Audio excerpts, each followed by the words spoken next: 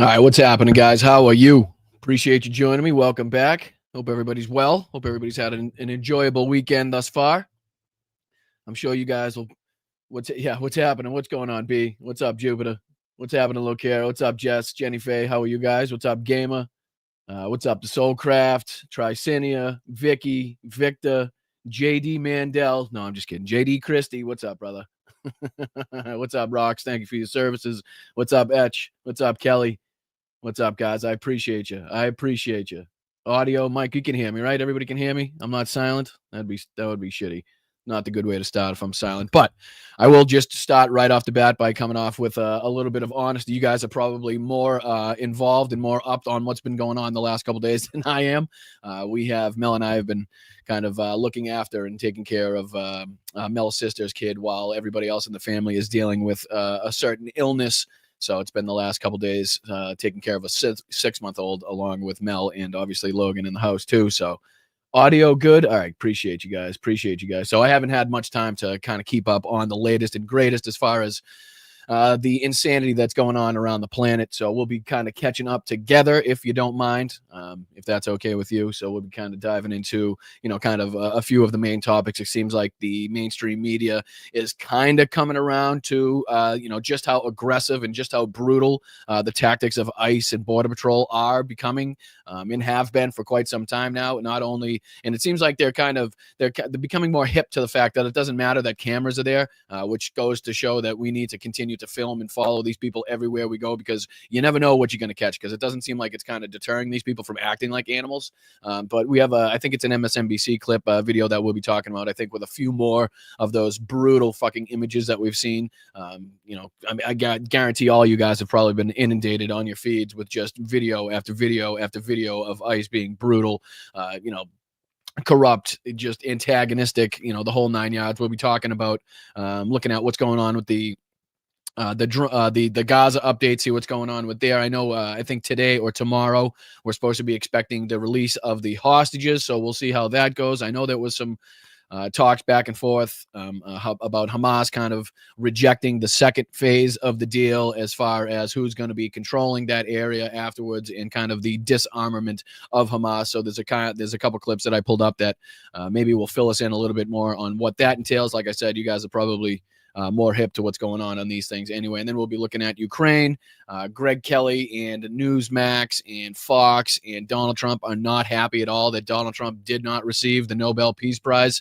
I think they're trying to, right now, Donald Trump's actually trying to piggyback a Nobel Peace Prize. I didn't know that was the thing. I really didn't know that was a thing. Did you guys know that was a thing where somebody else could win the Nobel Peace Prize and then you could kind of like, I don't know, pressure that person so much, or like, I don't know, put so much like bad attention their way, put your MAGA base fan, put your fan base directed at her, that she's now willing to come out and be like, you know what, screw it. This award's, I'll dedicate it to Trump. Just tell him to shut the fuck up. Tell his people to stop calling me. Tell his people to stop messaging me online. All right, I'm going to keep the prize, but I'll say it's for him as long as he shuts the hell up, because apparently, let's see if I can put this on the screen so you guys can better understand what I'm talking about, because I think I caught this at the right moment too. Because the Nobel Peace Prize winner dedicates award to Trump is this Newsmax clip here. It's just like, and he's out there. Yeah, sparks up another. I appreciate you. What's up, Aliosh? What's up, Starman? And he's out there actually like bragging about this, and it's crazy. It's crazy. And yeah, I think he says at one point like he's going to allow her to keep the award. Like, oh, awesome, thank you. You're such a nice man. How kind and generous. How kind and generous. It's crazy. All right. So, and then, like I said, we get a couple clips from, I believe the I've Had It podcast as well, to kind of catch us up on what's been going on again with Fox and Trump and JD Vance. What else? Yeah, I think that kind of covers it. So what do you say we start off with what's been going on in ICE? And it seems like, again, I don't know how this is going to continue, and how deep these news agencies are going to continue to dive into this, because I know they all fear retribution from the FCC or Trump's administration. So they're all kind of dipping their toes in the water, so to speak, to try to report on this shit. But let me see if I can share this to you guys instead. Put this on the screen. Make sure you guys are watching the same thing. Bam. All right. So, and then we're just going to see Ali Velshi here is going to talk about, what he's seen recently, what he thinks about what's going on. And then I think there's even a couple new clips that I haven't seen that he's going to play here. So what do you say we dive into this? Again, the ongoing abuse. And I don't know, I don't even know what the hell you'd call it. By ICE and Border Patrol, I don't know. It's an egregious way to treat people, especially the citizens that you're supposed to, have an oath to protect and that sort of thing. So let me see if I can put this up there, make it big for you guys, and we'll get into this one. Appreciate it. Hit that like on the way in, please. ICE says its agents use a, quote, minimum amount of force when making arrests. But every day, new videos pop up online which seem to indicate something else. Personally, my social media feed now is just a stream of brutal ICE interactions. Agents caught on video being both verbally and physically aggressive with the people they're detaining and with bystanders, all while many of them hide behind masks and plain clothes. These tactics appear brutal in nature, alarmingly so, and the presence of a rolling camera doesn't actually seem to deter any of it. Many of the videos are difficult to watch, but we do feel that it's important for all of us together to bear witness to what's happening to human beings on the streets of America. On Wednesday, this video was taken outside of an elementary school in Chicago. It shows a group of masked ICE officers trying to pull a woman out of her car. Eyewitnesses say the woman was in line for afternoon school pickup at the time of the incident. Wait, you guys came to the school to do this? They have a warrant. They haven't asked for a warrant. My name is Jocelyn from Cicero. They don't have a warrant. They didn't ask for one. They forcefully. And again, in the school pickup line, I mean, we've talked about them going to courtrooms. We've talked about them going to hospitals. We've talked about them going to the person's house. We've talked about them going to family members' houses. We've talked about them going into their jobs, schools now. We've talked about in a few cases where the schools actually stepped up and done a great job at not allowing these monsters into the school, again, without the proper authority, without the proper authorization from a parent or, somebody in the immediate family. So, I mean, now they're just kind of reversed that and said, okay, well, we won't have to deal with the schools if we just kind of sit outside and then we'll wait for people to pull up. And again, if you have somebody picked out, if they're waiting for this specific woman, wouldn't they have a document with her name on it, with the information with the license plate and the car that they're waiting for? Because they've obviously picked this woman out somehow. So if you're either doing it by sight and, okay, she looks Latino or she looks like she's Mexican and she looks like she may not speak English or sounds like she doesn't speak great English, or maybe we'll pull her in and see what's what. I don't understand how this is working now, because again, if they have this woman's name, if they have all the information to know where she's going to be as far as what school, what time she's going to pick up her kid to make this fucking, apprehension, then they should be able to provide some sort of warrant, some sort of document with her name on it to say, look, we have a signed this or that from the judge or from him or from this district, whatever the fuck it may be, right? To at least, provide some, legal justification for making this arrest, which they never seem to do. Ever. Open the door of the truck. It was locked. It was locked. You're going to record this. Don't get any closer from here, right? Like, just stay back, please. You're being arrested. And again, not to say that, this may cause some like serious harm to even the kids that may be watching this go down that'll leave in school, right? Let's not think about that. That's kind of just like a total afterthought as far as, I don't know, a bunch of kids coming out of middle school. I'm not even sure how old they are, but I'm sure anybody in any school, any kid in any school right now is probably not going to be, greeted with the best of thoughts when they come out and see a bunch of, masked, armed individuals taking parents out of their cars. You know what I mean? Like, let's not think about, the ramifications and what, mental harm that may cause the students coming out. Not to mention the ones that are, this woman's kids, right? Coming out to see your mom on the ground with a knee in her back by armed, masked men with no reasoning whatsoever. Unreal. Yeah, but you guys came to the school? They forced us out of the car. They were following us. Last week, agents in that white SUV were filmed in broad daylight throwing a canister of tear gas onto a pedestrian street near a middle school. You can see cars were seemingly near a middle school, I think, is, the important part of that sentence, the one we should probably highlight. Just randomly out there. And again, are we sure that this is law enforcement? How do you know it's law enforcement? Because it could very well be people acting like law enforcement. I mean, that's crazy. Just popping smoke, popping tear gas in the middle of traffic on the fucking on Broadway Street here near a school. Blocking the unmarked vehicle, which was reportedly headed for a local grocery store. A masked Oh, I agent see what's going on. I see what. So instead of, I don't know, backing up and going around the fucking scooter, what they're gonna do is lob a can of tear gas into the street because again, no rules, no regulations. They've been given like extreme permission by the president of the United States and everybody under the president of the United States to act and do anything you possibly can to make it seem like you're the dominant figure. You're like you just can't. You can't. Everything's in play right now. Doesn't matter. Tear gas, shooting your weapons, pointing your weapons at people, beating people. It's just if like Donald Trump said, if they spit, you hit, right? So that's what they've all taken into account. That's the information and the instruction they've all received, and they've seemingly all taken it to heart and been putting that into practice, as we've shown on this show. rolled down his window and threw the tear gas, causing bystanders to disperse. What's In that Maryland, second one? Did you see that? Did you see the odd color there? What was that odd color? It was like a blue. See this right here it starts right here. What was that second one? Because the other one was white. Of tear gas onto a So that's pedestrian white. street near a middle school. And he's an Light idiot. throwing a canister of tear What did he throw that way? Did you see he threw something under the car first before he's... You see that? Watch his hand. He actually throws something under the car in first. that white SUV were filmed in broad daylight, throwing a canister of So he's got the canister still in his hand. What was it, like the pin maybe? You have to pull the pin on those things? I'm not familiar with tear gas, so I don't know how that works. tear gas onto a pedestrian. But what else? I don't understand what's going on now. Because it looks like another one falls underneath this car too. One more time. So he's got one in his hand, unless it's two in his hand, and he just drops one. Ready? Were filmed in broad daylight, throwing a canister. Okay, so he throws something underneath, and then watch as he throws. One goes this way towards the scooter, and then it looks like he fucks up, and another one falls out of his hand and goes under the car or something. Of tear gas See that onto right a there? See that? pedestrian street near a middle school.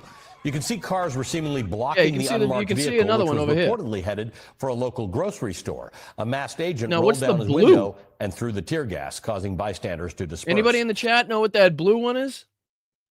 Oh, thanks, Victor. I appreciate that, brother. Yeah, but is it just two different types? Like, can you have a blue tear gas and a white tear gas? Just depending on like what company makes it, because one of them was distinctly a blue smoke instead of a CS. That's tear gas though, right? JD says it's just a light. All right, just one more time because I want to make sure.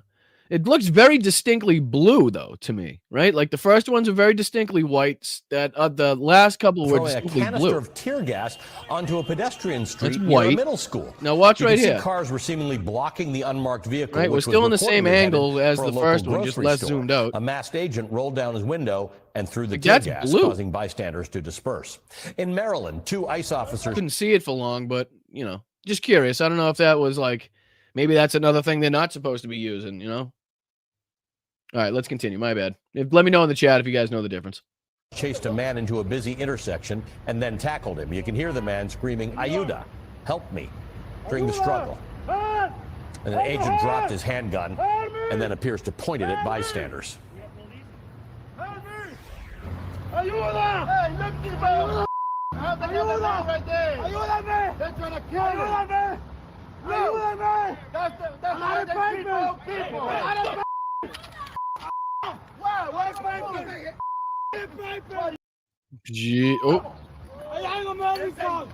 I'm sorry. Did that guy just lose control of his fucking sidearm and then in order to regain some grasp on his masculinity, start pointing that gun at the people filming him? What the fuck? So he loses the weapon out of his, and then what? So he can't even hold on to his own gun.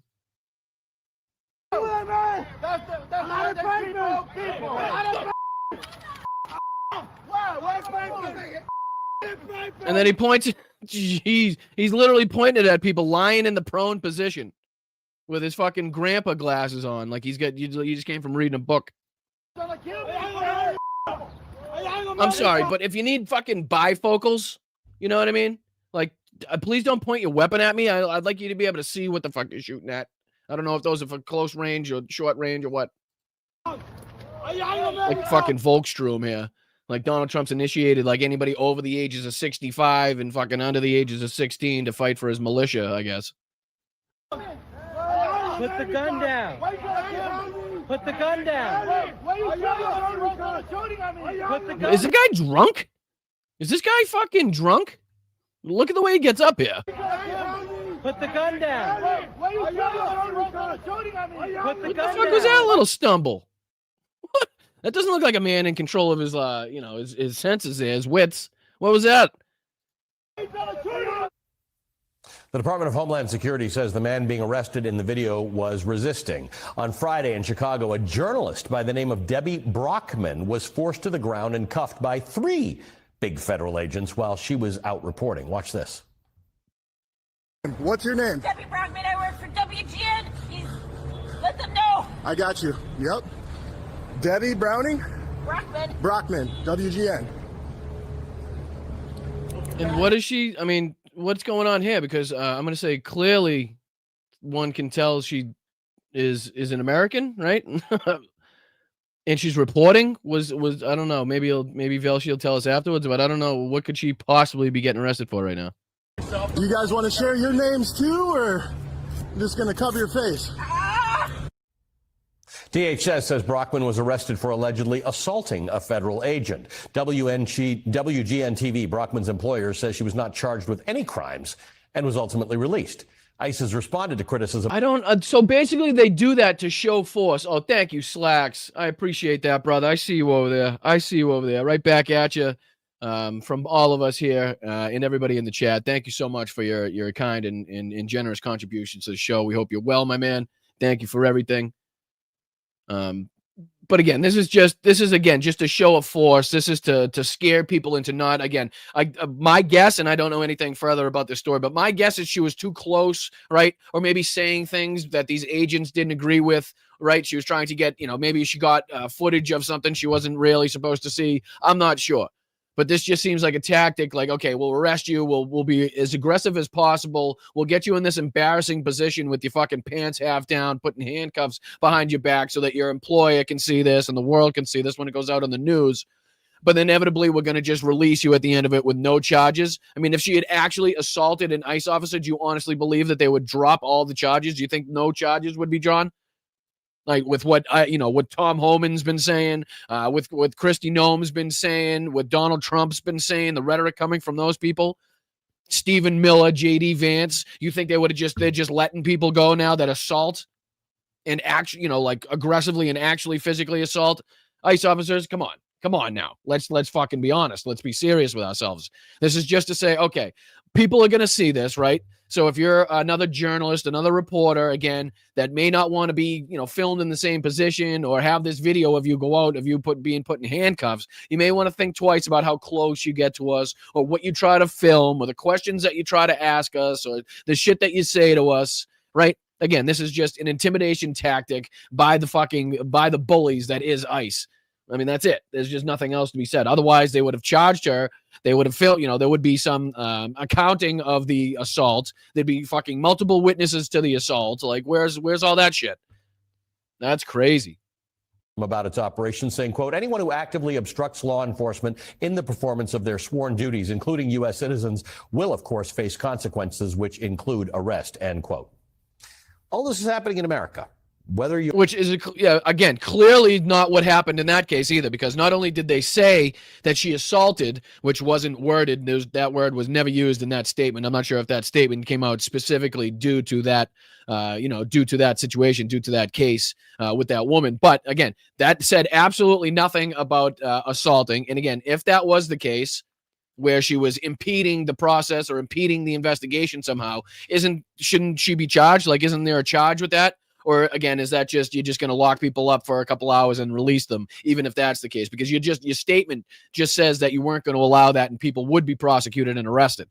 So again, that obviously it shows me that wasn't the case of what she was doing either, because nothing was prosecuted and she was just released. Fucking nuts. Open your eyes to it. or not.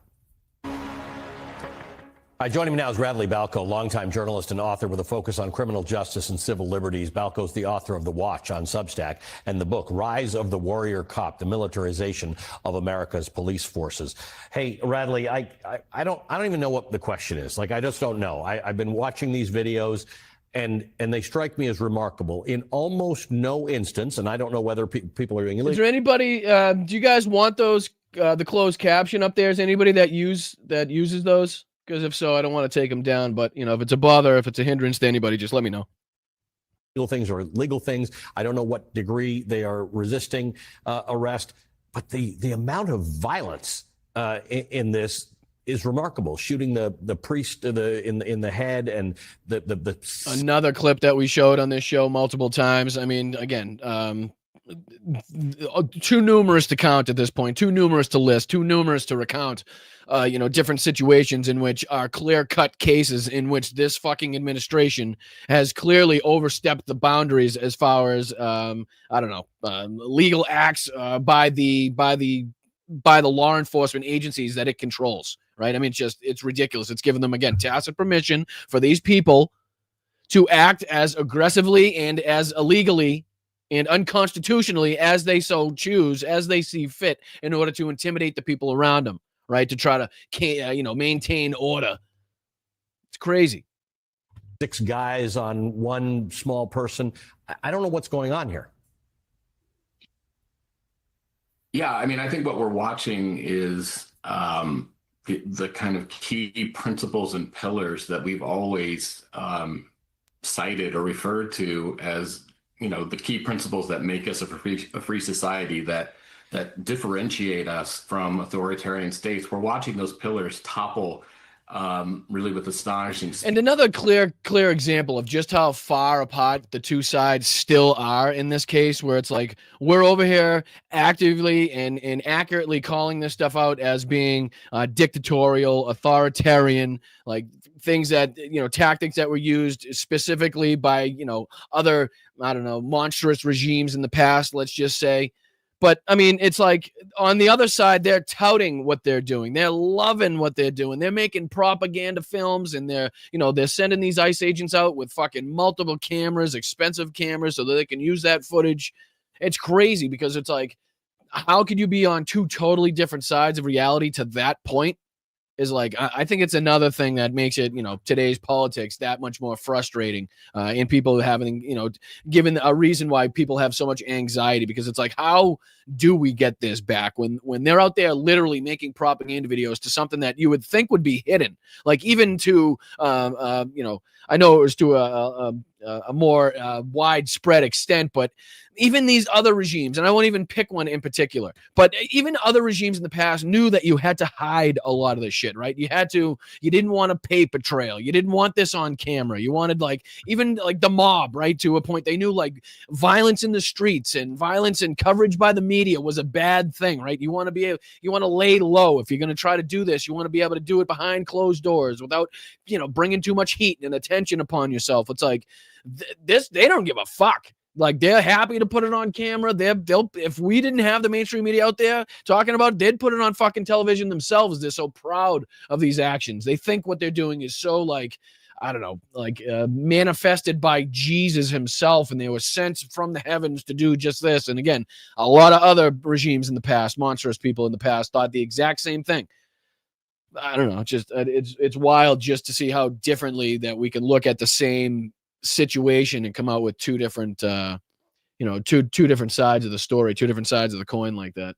I mean, one of the founding principles of this country, I mean, it's the reason why we have the Third and Fourth and Second Amendments, is the idea that we don't deploy the military for routine domestic policing. Like, this is something that's only done in the rarest of circumstances. Trump's doing it on a whim, right? He wants to do in Portland because he saw some 5-year-old footage, on cable news. We distinguish ourselves from authoritarian states by saying we don't have secret police in this country, right? Our police are accountable. They have name tags. They have badge numbers. That's out the window now.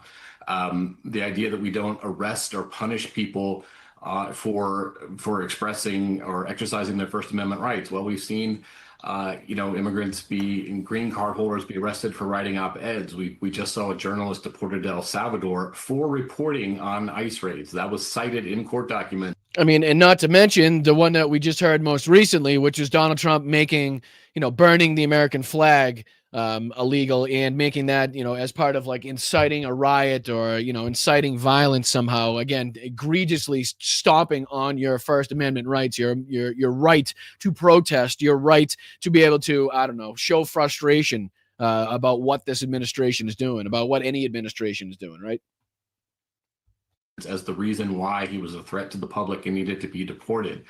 The list goes on and on. I mean, we always used to make fun of, when I was growing up, we would sort of poke fun at Eastern Bloc countries with the phrase "your papers, please," right? Like in our country, you don't have to prove that you're here legally. You don't have to prove your citizenship every time you leave your home. Well, literally, we've seen ICE agents detain people and demand their papers, demand that they prove their citizenship. So it's you're right. I mean, it's just sort of hard to find words to describe just how quickly these kinds of pillars of a free society are being toppled. And we're going to talk. And it's way past that boiling frog moment, right? Like we're seeing it topple day in and day out. Like every day is a new attack on the Constitution. Every day is a new attack on the rights that you have as an American citizens. Every day is an attack on people of color. Every day is an attack on immigrants. Right, the foundations of what this country was built off.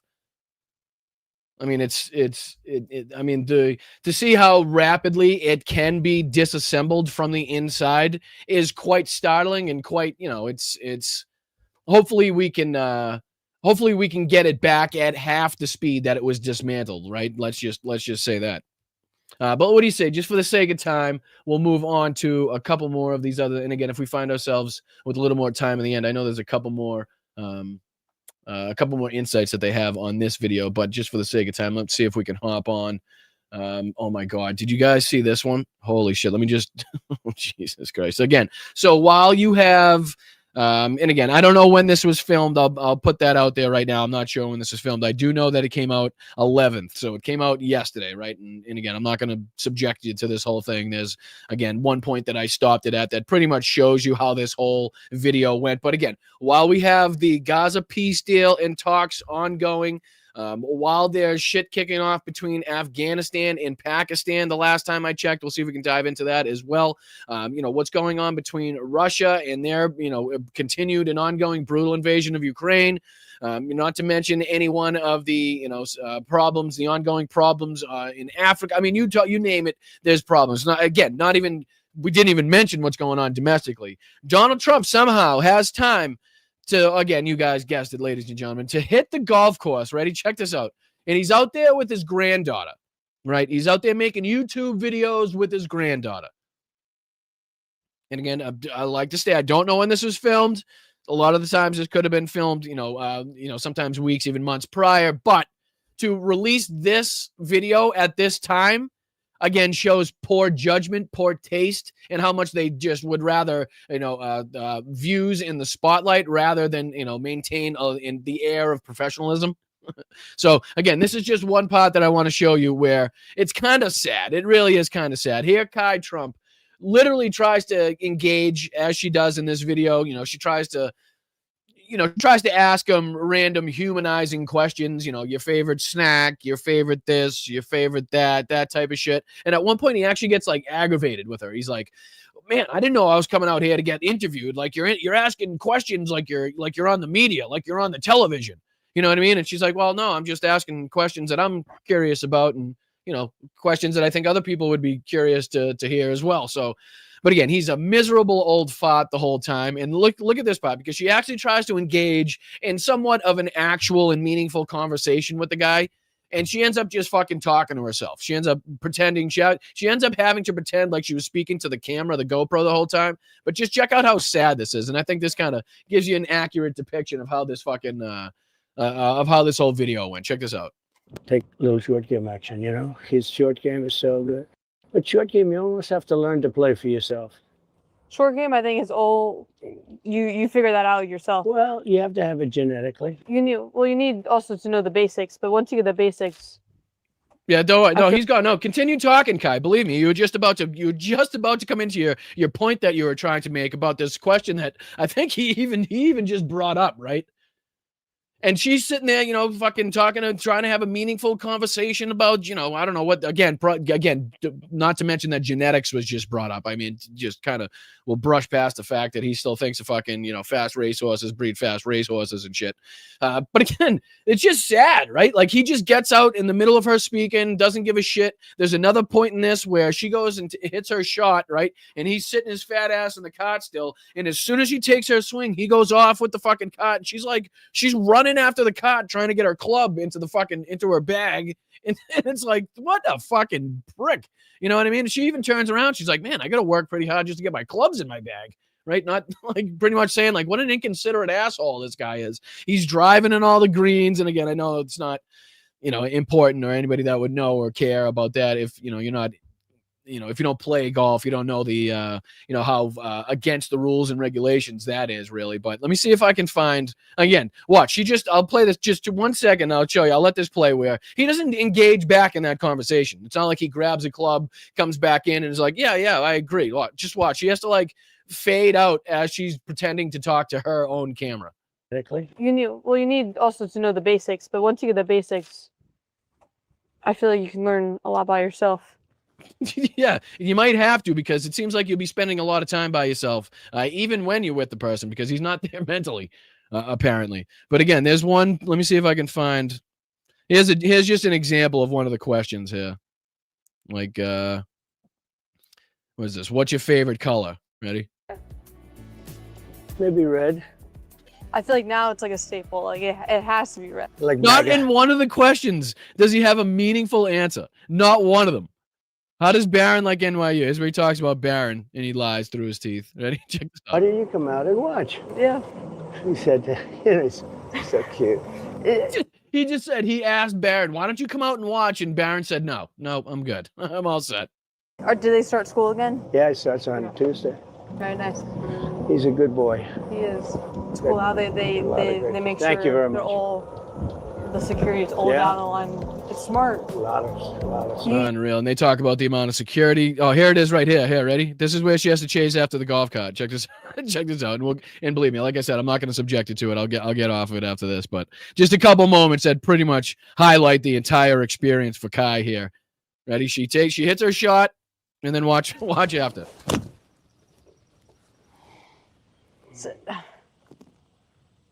He doesn't even get it. He doesn't even get his fat fucking ass out of the cot to go over and watch his granddaughter make a fucking golf shot, right? Like typically what you do, you go over and you discuss the shot and you'd say, okay, this is what you want to do. Give a couple tips, couple points. Like get your ass out of the fucking cot.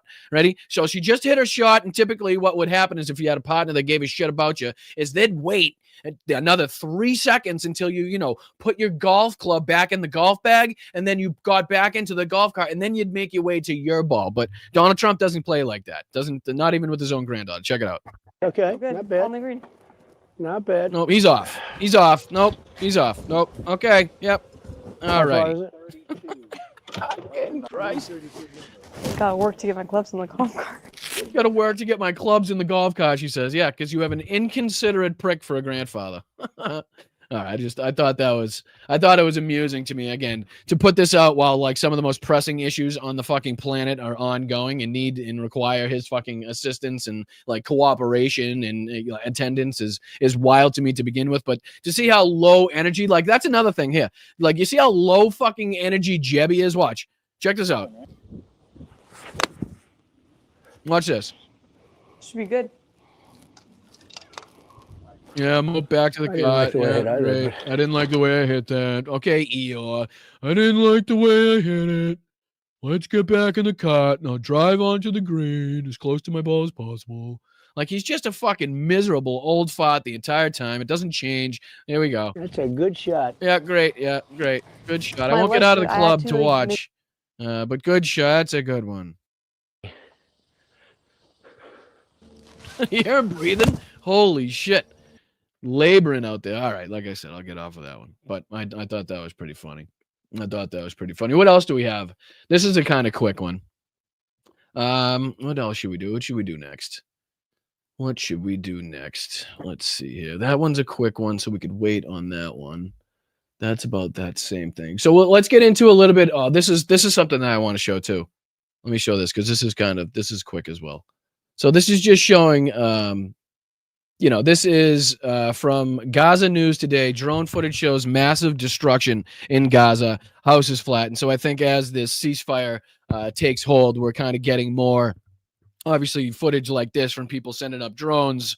So this is just a 2-minute video. I don't even think there's any words in it, but just kind of shows us the devastation, that we've continued to talk about. And that is, I don't know what this land has been turned into. Check this out.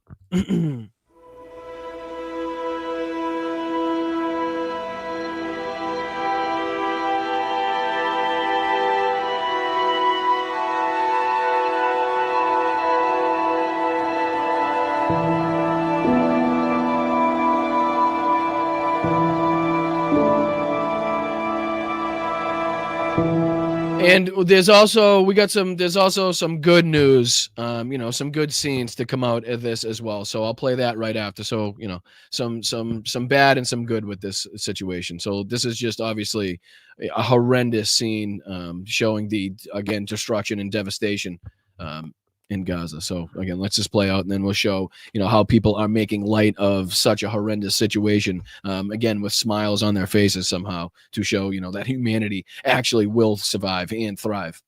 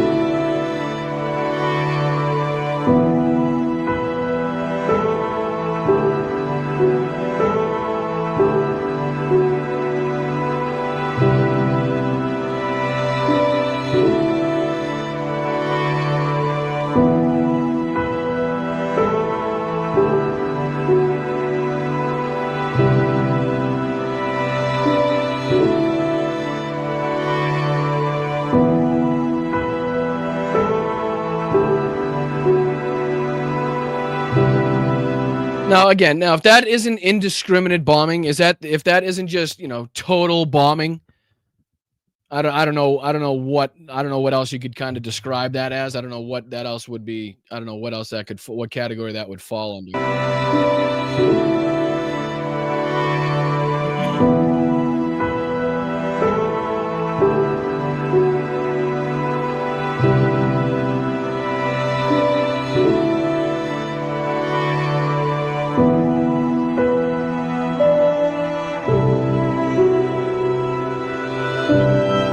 Let me see if I can find the video that shows. Let's see here. Let me see if I can go to my history. I think it's in that, where it shows people already in there trying to rebuild, trying to make some sort of normalcy out of the situation that they've been left. Let's see here. Give me a second if I just want to skim through my history to see if I can find that. Is that it? No, that's the drone footage.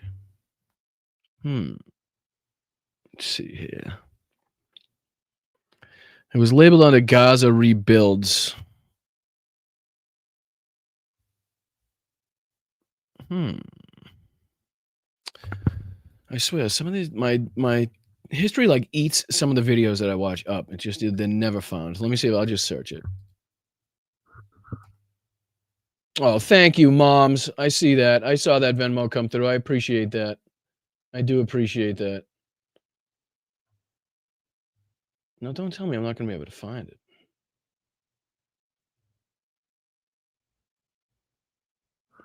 I know I watched it. Hold on. Let me see if I can find it over here.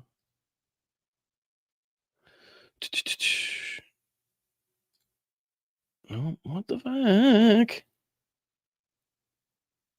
Bear with me. My apologies. Talk amongst yourselves for just a minute.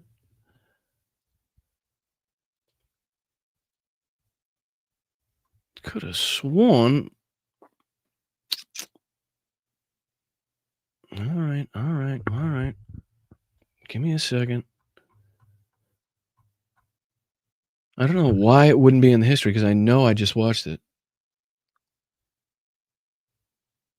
Okay, this will. Let's just. Will attack with full force. Trump declares Israel and Hamas has issued a chilling warning to Israel. That's not it. Hamas rejects Trump's Gaza peace plan. That's not it. Big blow to Trump's Hamas deal. Both skip Gaza peace deal. That's not it. What will agree as it looks like as it unfolds? Is this it? Nope, that's not it. Israel rejects claims UK played key role. Antifa wants to destroy America. Let's see. Russian boat. That's not it. Is this it? Let's see if this is it. Dozens of aid trucks crossed into Gaza as preparations are underway to ramp up aid entering into the war-battered strip. Beginning Sunday, the amount of trucks entering into Gaza will increase to 600 per day, as outlined in the ceasefire agreement. It comes as tens of thousands of displaced Palestinians return home to Gaza City and the north of the Strip, where the vast majority of neighborhoods lie in ruins. The World Bank estimated more than $50 billion, equivalent to roughly 43 billion euros, is needed to rebuild Gaza. Yeah, I think this is. I didn't find the exact video. My apologies, but I think this is depicting something very similar to the rebuilding effort. So if I can throw this on the screen for you guys, sorry about that. I'll see if I don't know. I just literally watched it about 15, 20, maybe a half hour ago at this point. But all right, let's put this on full screen. And this is just, again, bulldozers clear rubble in Gaza City as Palestinians return to rebuild homes and lives. So this might show a couple of the scenes that I was talking about where, again, people are already starting to do woodworking. I really want to find it, though, because they even did, it kind of looked like an Instagram, not an Instagram, but like a TikTok thing where they showed the before of the person's apartment, which was just total devastation. And then after, which, looked completely, not completely rebuilt, but totally cleaned up. Ready to be, rebuilt for somebody to live in. So I'm really hoping I find that, but I'll play this for you just a couple minutes. Carving a path through the rubble, an overwhelming task as Palestinians return to their land. Oh, I got it. I found it. My apologies. That's why I couldn't find it, because it was on this one. That's why I couldn't find it. All right, so this is what I was talking about. I'll put this on the screen here. Share this instead. So Gazans open. Let's see. So this is just kind of showing the rebuild. So this is the destruction. This is the video that I was talking about, and then we'll play that. We'll play that other one after, because I think that's giving us a good insight too. Right? I mean, that's great. That's a crazy transformation right off the bat. That's amazing. That's amazing. Obviously you can tell, it's not nothing, complete or final about it. Same wall that you can see where the rubble has just basically been carved out for where it was falling down, but it's set up and cleaned up to a way with, to make it, livable once again. Right. Which is good to see. It's really, really good to see.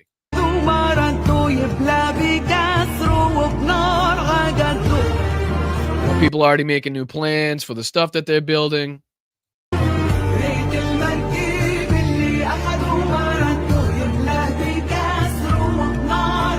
Using recycled material.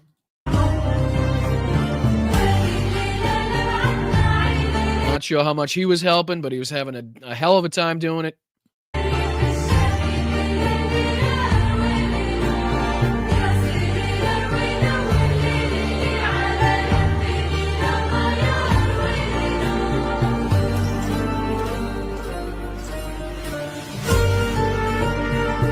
But again, I cannot tell you how much I would rather see videos like this as opposed to, starving children lined up for aid for miles and people having to walk through fucking 25 miles of war zone and dead babies. And, I will be very, very pleased if we see more and more and more and more and more of this and things going back to, some sort of normalcy. And again, it's not up to us to decide what that normalcy is.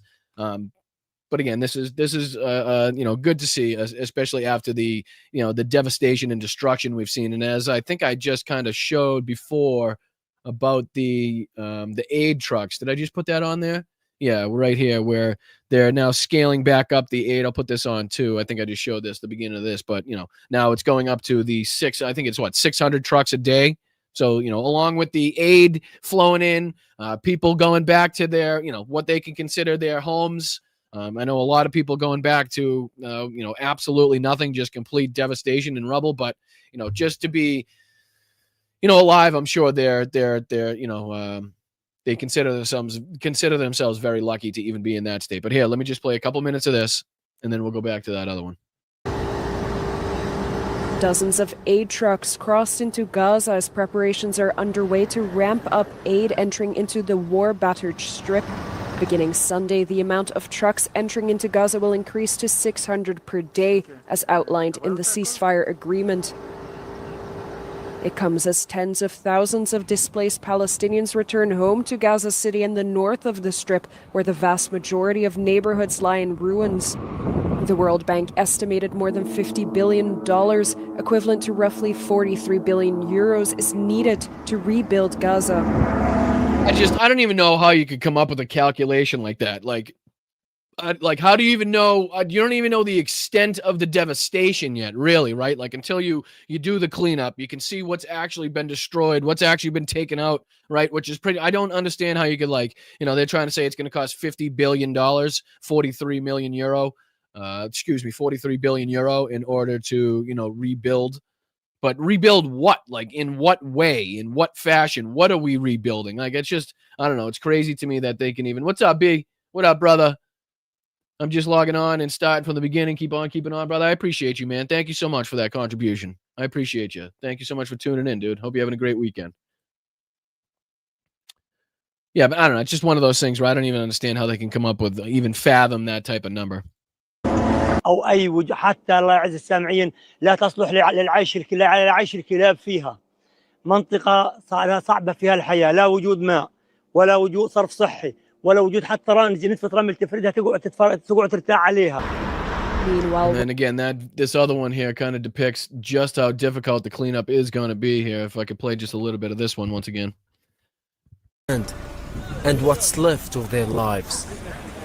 The level of destruction I've seen so far is truly beyond comprehension. Just opening the roads alone will take at least a month, just so people can access the area.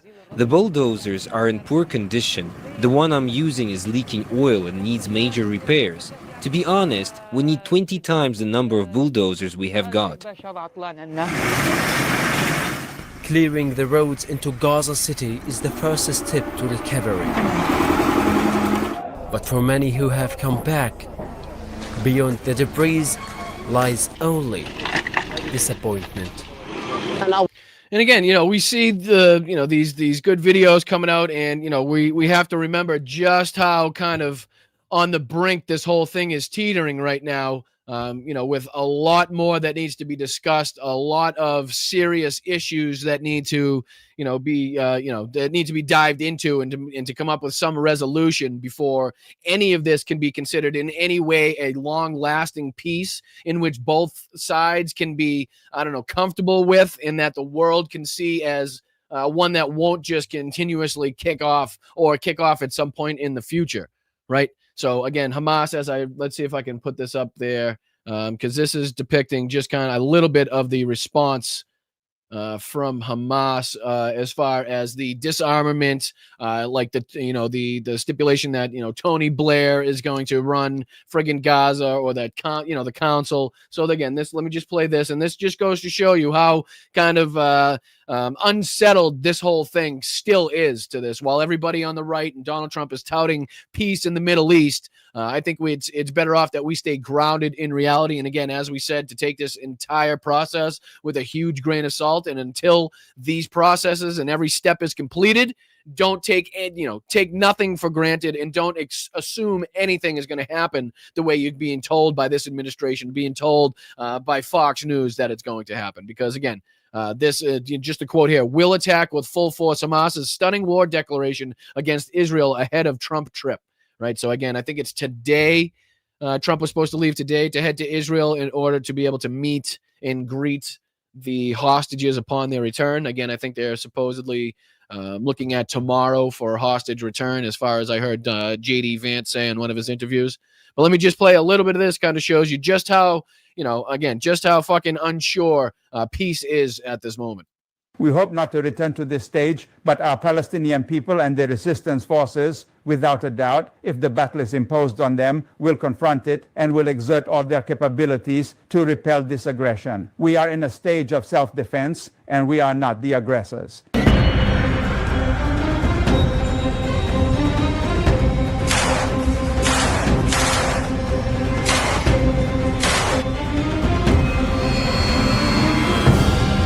So it's saying that Hamas has mobilized 7,000 fighters, because of the things that aren't resolved, because of the unresolved points in this whole thing, right? Because of the rhetoric that has come from the other side, because of the demands that, again, both sides have not agreed upon yet, which they'd love you to believe that everything's agreed upon and this is just a matter of time. Again, this is just showing you how this is very close to kicking back off at any second now.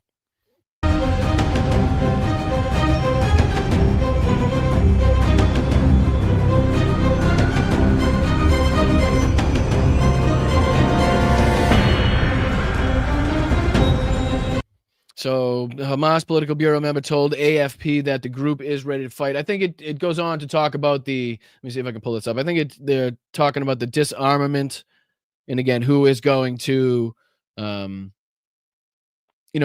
the area, when this is all said and done, is the two main, I guess, sticking points, as far as I can see. Let me see if it goes on to, so rejecting Trump's disarmament demand. This says here, so rejecting Trump's disarm demand, Hamas leader said weapons are for the defense of Palestinians. And then I think it goes on to talk about, he says one more time here. Let me see what he says right here. As I said, for any people living under occupation. But I add here that this issue also did not remain and is no longer a matter specific to the Hamas movement. This is an issue for all Palestinians. Therefore, when we responded to Trump's plan, we said that there are a number of points in this plan, a considerable number, by the way. It is a general Palestinian national issue. Therefore, the answer should be through a Palestinian national dialogue. Then when people talk about Hamas's weapons, what weapons are they talking about? So I think they cut him off for some reason in there, but he goes on to say that there's a considerable number of the points there that they disagree on and need to, have some serious debate and some serious talks over whether or not any of those are going to take place.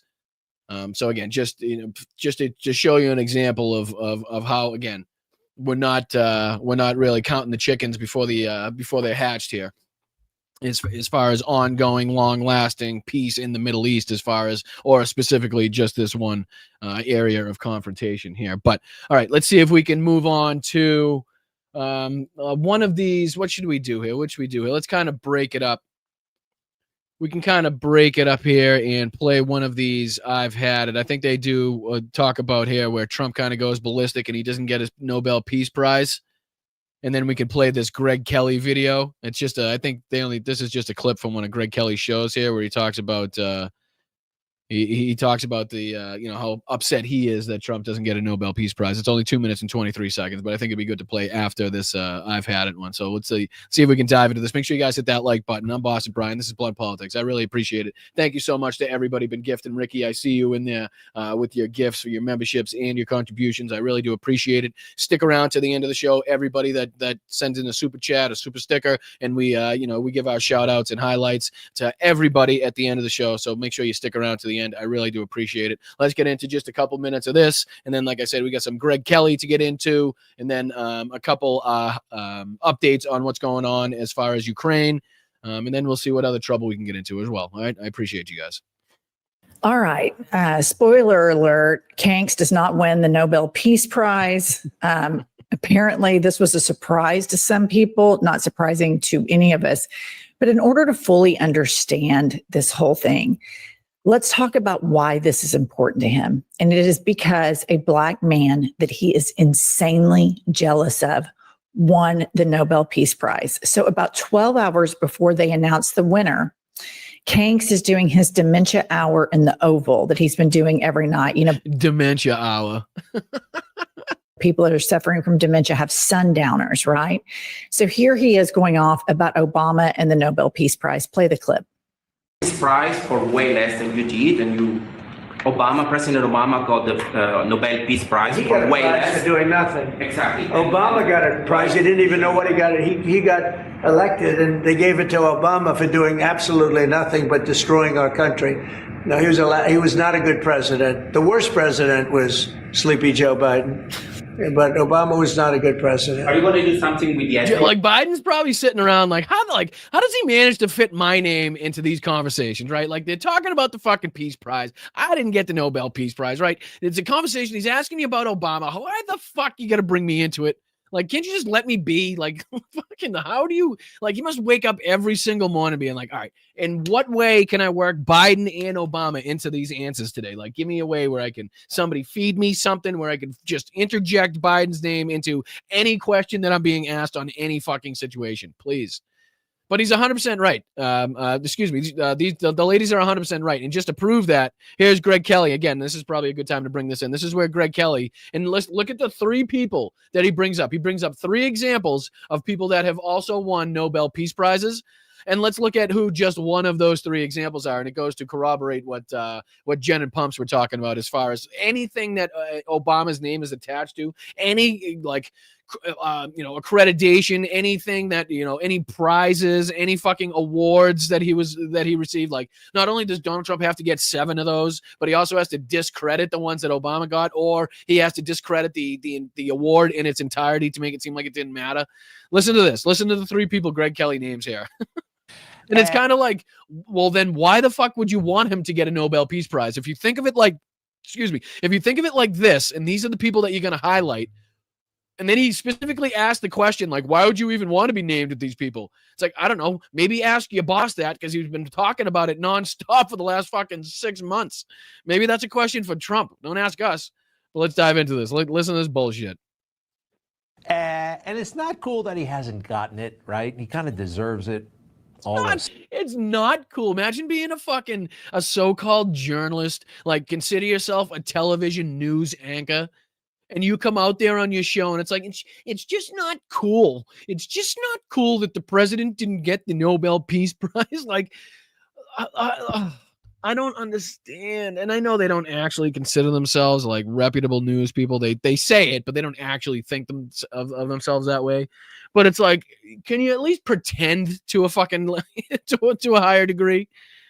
Like, it's just not cool is the best argument you could come up with. And then here we go. Sorry. But listen, here he goes with the people he names. 7 wars, I think he's ended, and now Gaza and Israel. Again, 7 wars and now Gaza and Israel. Again, these people have already chalked this whole thing up as a W, as a fucking victory.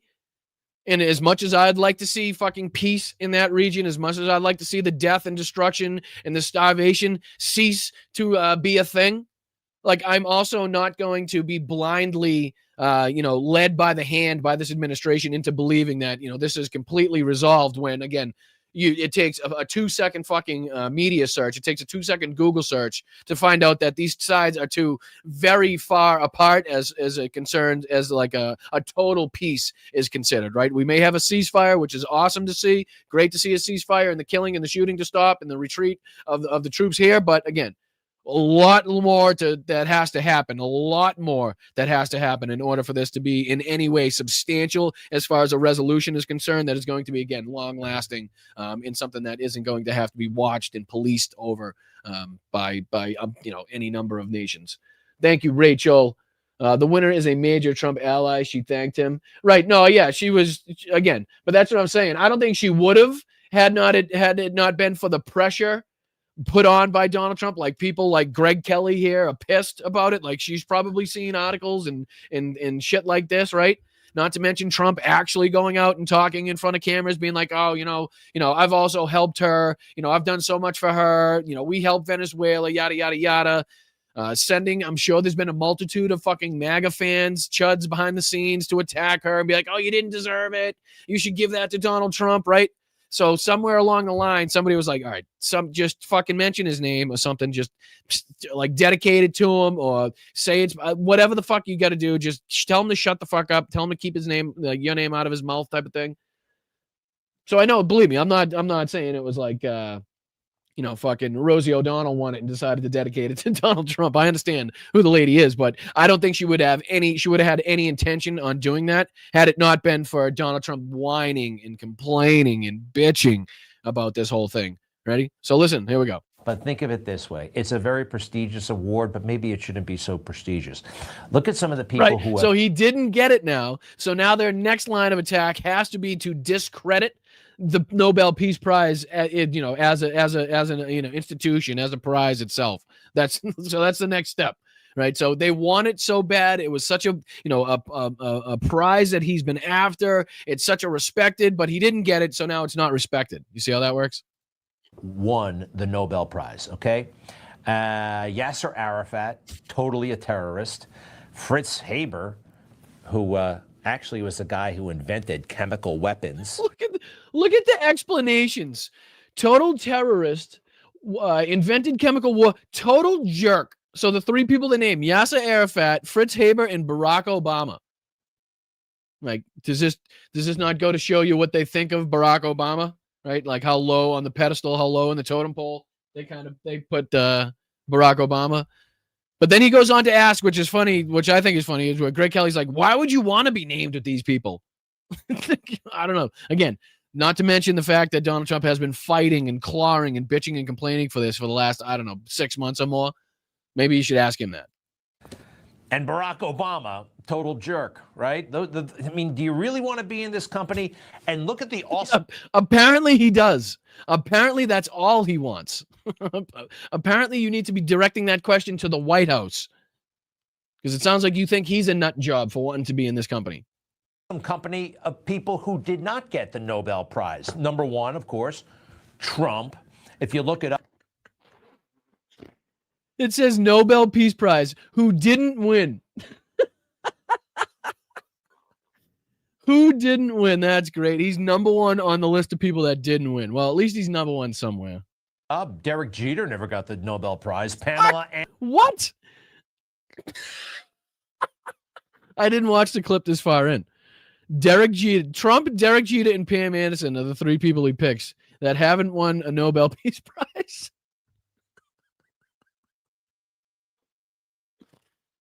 Oh, Anderson never got the Nobel Prize. Bert and Ernie never got the Nobel Prize. All right, being a little bit silly there, but the point is a lot of not so nice people have been awarded this thing. Who cares, really? Who cares? President Trump. Trump does. Trump cares. Clearly cares. Cares more than anything. Cares more than it's like healthy to care about this whole thing. So it seemingly poisoned this whole this whole episode, this whole fucking segment at Donald Trump. Because I'm sure he'd have some serious answers to this question if you were to pose that question to him. You got us, the people. That's all you need. And this is a very interesting moment. Where he discusses his negotiation technique. I knew I heard this. It took me a long time to find it. It was in 2023, and I knew he said it, but I couldn't find it. I had to look through all these town halls. He discusses, what's he say? He discusses his negotiation tactic. Is that what he said? This is from Fox News, June 2023, exclusive town hall with Donald Trump. All right, let's see what he says here. What is this? What is this going to be about? And I finally found it. His secret to negotiating. How would he end the Ukraine war? Check this out. Okay. It's secret. Wait. I think I remember this. Isn't this just where he says he's going to put the two in the room? Isn't that where he says this bullshit? What I got to do is I got to put them both in a room, and I'll put one over here, and I'll put one over there. I think he says something like that, right? I don't think he really... All right, well, I know for a fact he didn't give us any substantial negotiation tactics that have succeeded in this way, but apparently Greg Kelly has found it. He's cracked the code. He went back and found Donald Trump's secret sauce. Let's see what it is. I'm pretty sure he just says, like, get them in a room type of shit. I will get them into a room and they will, and I know an exact way. Number one, you tell one, you're not going to get anything unless you make a deal. You tell the other one, they're going to get a lot unless you make a deal. And you.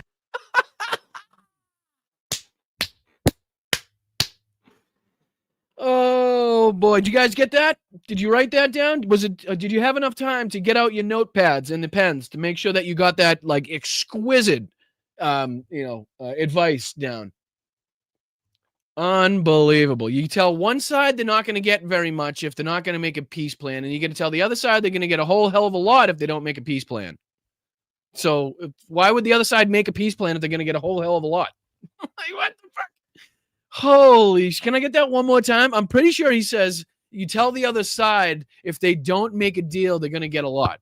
I could be wrong, but let's see. Unless you make a deal. Lenny? Wait, number one, you tell one, you're not going to get anything unless you make a deal. You tell the other one, they're going to get a lot unless you make a deal. And you just sit them and you put them in, and you have to make a determination. That is the biggest bunch of bullshit. That says nothing. That is nothing. That is a bunch of words together that make no sense. What does that mean? Like you tell, I don't know. Oh my God.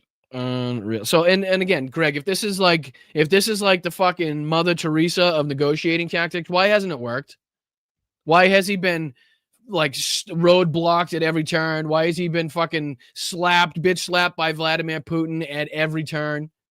Why is the war still ongoing? Why are people still dying? Like if this was, again, you just put your finger on it, like you just cracked the code to Donald Trump's negotiating tactics that haven't worked at all, and again, have led to more death, destruction, drone attacks, missile attacks. Jesus Christ.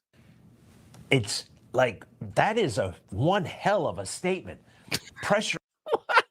What? That is one hell of a statement. He said he was going to sit one person down, sit them both in a room, and pressure them into making a deal. That's not a how. That's not a how. Both. You don't make a deal, you're going to lose everything. If you don't make a deal, he's going to get a lot. It's just like it.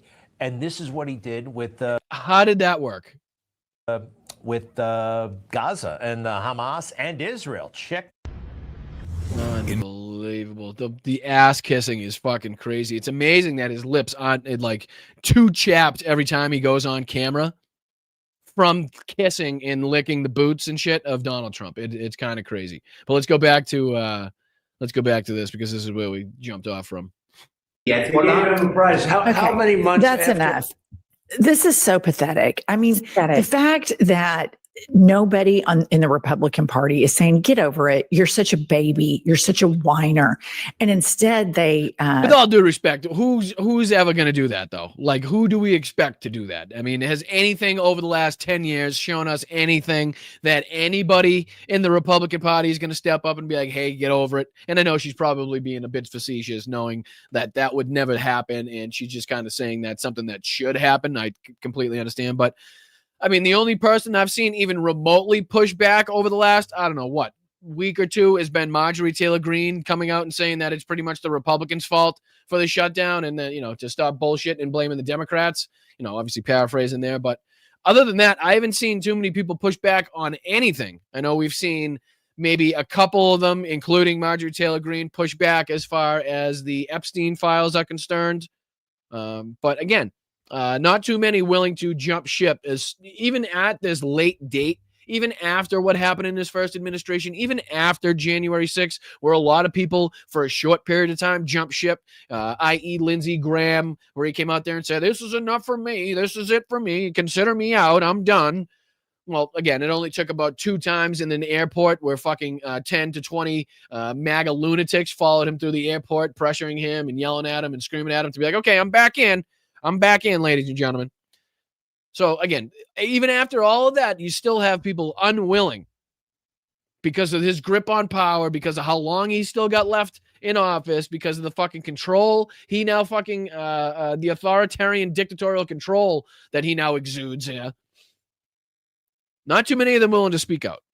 Put up these 3-hour humiliation exercises where everybody has to go around and tell him how great he is. He has entire news networks created to fluff his ego. Hence the Greg Kelly Newsmax that we just watched fit right in perfectly.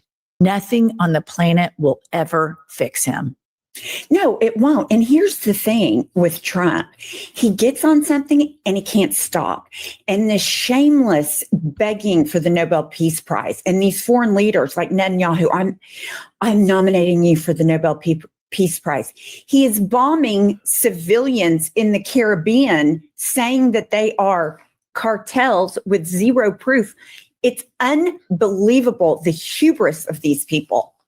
Well, and you can't change the name of the Department of Defense to the Department of War and send troops into your own country. Right. We have U.S. troops in American cities right now. Didn't Netanyahu just get booed? Let's see here. Thought I just saw something before I came on where Netanyahu got booed somewhere. Am I making that up? Am I making that up? I'll let this play. Sorry, I'll let this play while I look for that. My apologies. My apologies. And he wants a Nobel Peace Prize. I can't even believe it's being discussed. But this guy is such a petulant man baby that Norway had to prepare for potential backlash. And so here we have, I believe this is The Guardian reporting that Norway braces for Trump's reaction if he does not win Nobel Peace Prize. U.S. president may impose tariffs, demand higher NATO contributions, or even declare Norway an enemy. Okay, this is... I thought I saw this somewhere. There's a Midas Touch video. OpenAI. Trump gets rude awakening with booing across entire world. See, I think they were booing Netanyahu, if I'm not mistaken. See if I can put this. You guys seeing this? Yeah. Let's see if I can put this on the screen. So I believe this is Tel Aviv, if I'm not mistaken. Now let's see what happens here. I'm just going to play the beginning. Play. All right. To Prime Minister Benjamin Netanyahu.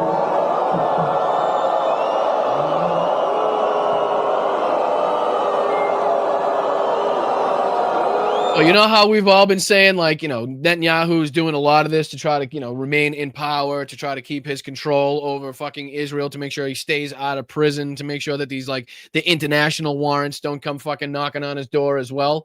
Like, again, people are like, oh, that's not true. That's not true. Well, I think you can see here just how unpopular he is in his own country, right? So again, the closer we get to peace, the closer Netanyahu gets to prison, which is, again, giving me kind of red flags. It's putting red flags up as to suggest whether or not Netanyahu is actually going to allow this whole peace process to go forward. You see what I mean? Like, if the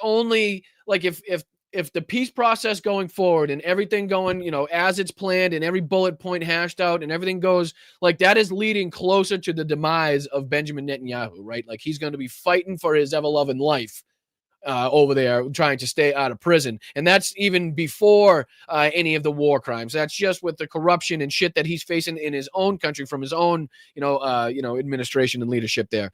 But it's like, if that is the only path, like, if the path to peace also is the path to Netanyahu, like, losing power and going to prison, I have a hard time believing that he's going to be so willing and able to put himself on that path. You know what I'm saying? Type of thing. And again, we may not even get that far. As we've seen, it looks like, if the reports are correct and to suggest that, Hamas is calling up 7,000 new fighters or whatever the wording was there, and there's like these huge sticking points, then, we may not even have to get to that fucking to that point in the conversation, right? Because that can only happen if we get to a lasting peace that we can talk about, again, Netanyahu being pushed out of office and facing accountability for the crimes he's committed in the past. But to me, it's a big fucking sticking point. It's a big red flag on whether or not this thing is going to, go as planned or as smoothly as people would hope it or like to see it go. Inevitably get to the resolution that everybody wants, right? I don't know. I have again, I have a tough time seeing it. I have a tough time believing that that path, again, without some serious change in leadership or some serious, pressure being exuded, is going to eventually happen. But see if I can put this back on, and then I think there's another one from. I'll play a couple more minutes of this, and then I think there's another short video, again, just a couple minutes that I want to play from these ladies as well from another video. Let me see if I can find that as this is playing. Utterly insane. I cannot believe that our former allies are having to deal with us like this. And you know what? I don't blame them. I think the best way to support America right now, the idea of America, the Constitution, and American citizens is to speak out frequently and often about what a fascist regime this is. Well, he's such a titty baby. And I found this to be so interesting. Did you just say a titty baby? Did she just call him a titty baby? I'm sorry. One more time. Regime this is. Well, he's such a titty baby. And I found this to be so interesting. And I'm like, so everybody. They have like people, do they have writers behind the scenes like trying to come up with these fucking names for him? Like, give me, like, who came up with Kanks? I gotta know. I know she says it, but who came up with it? That's what I want to know. Is somebody not getting the appropriate credit? Because they get some good ones. Sees what a petty little bitch he is. The only people that are hiding from what a petty little bitch he is are Mike Johnson and the MAGA Republicans. All right, next up, It's probably a good time. Yeah, I found this one that I also wanted to take a look at, just the first couple minutes. And I appreciate these ladies, and I appreciate you guys. I should say one more time, the chat for turning me on to this podcast. I was very much on the outs of this, very much not in the know for the I've Had It podcast. So I appreciate you guys turning me on to the ladies. They are, they're speaking my language. Let's just say. So I very much appreciate them, but not to play too much. I just want to play a couple minutes of of what they say, and we'll get on to, I believe, we got this one here, which is kind of this is just a Preston Stewart video depicting a failed Russian attack recently, and it goes to show, it also talks about how far Ukraine is actually evolved in this and being able to defend against the Russian attacks, which is pretty cool. But let me just see if we can play a few minutes of this. This is the I've Had It ladies once again talking about how Trump plans, or MAGA's insane plan to imprison Trump's critics, which again we've now seen with Letitia James, James Comey, right? Letitia James. Let's see if I can pull this up, because I know that's probably something you guys are well aware of that I've not been up to all the news. Let's see here. Just in case anybody over the weekend hasn't seen. Let's see. Yeah, here we go. That's probably a good one. So Letitia James indicted for fraud against Donald Trump's demand after Donald Trump demanded case against New York Attorney General. So this is the same fraud case, and this was even, I think it was brought to question to J.D. Vance, that it's also been reported that several of Trump's active administrators, people actively involved in the administration, have very similar, or if not the same exact type of setups on their mortgages, right? So this is the one that the original Attorney General quit over, if I'm not mistaken. Was it Syker? What was the guy's name? Syker there? So basically, Donald Trump found a lackey that would prosecute Letitia James, again, going after people specifically for retribution. It might have been, let's see here, because it might have been what's the fucking, I can't even think of his name now.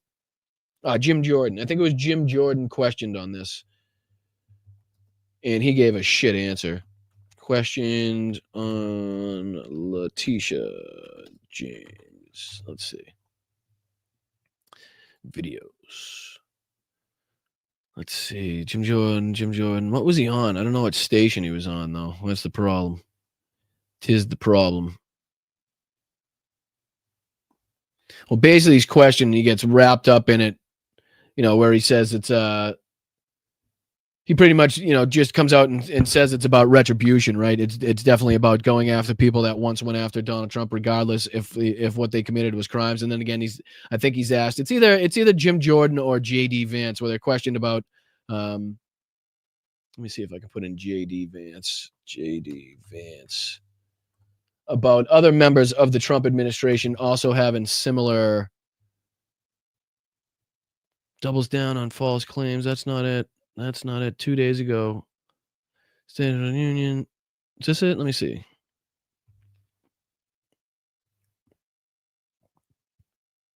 Can you affirmatively say now that that is a rumor that has no basis with evidence? No, that's an old one. That's not the one. I might have to look it up. Let me see if I can pull this up here. I could probably find it on Twitter real quick. Let me see if I can pull that up.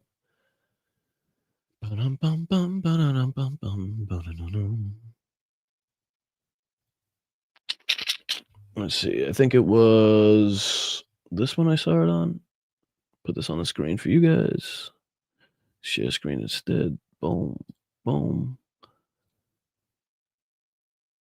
Clicking away like a madman here just to get something on the screen. All right, let's see. I think it was on one of these that I saw it. Was it this one? Nope, that's about Tom Homan. Oh, yeah, it was with Stephanopoulos, though. That's who it was with, Stephanopoulos. Did Homan keep the money? Did Homan keep the money? Yeah, here it is where he's talked. Yeah, this is it right here. Let me see if I can pull this on the screen for you guys. This is where he's questioned about, I think it was a ProPublica article talking about other people in the Trump administration that have the same, if not very similar things going on out there. So let's listen to what JD says. Ask you, as we saw the indictment this week of Letitia James on questions of mortgage fraud. Also, Lisa Cook has been accused by the Trump administration of committing mortgage fraud as well. The journalism outlet ProPublica has actually published a story, and I want to show it up on the screen right now, that says that several members of the Trump administration have faced similar questions. Labor Secretary Lori Chavez. So it says Labor Secretary Lori Chavez DeRemer entered into 2 primary residence mortgages in quick succession. Transportation Secretary Sean Duffy as a primary residence mortgage in New Jersey and Washington, D.C. Lee Zeldin, the Environmental Protection Agency administrator, has 1 primary residence and mortgage in Long Island and another in Washington, D.C.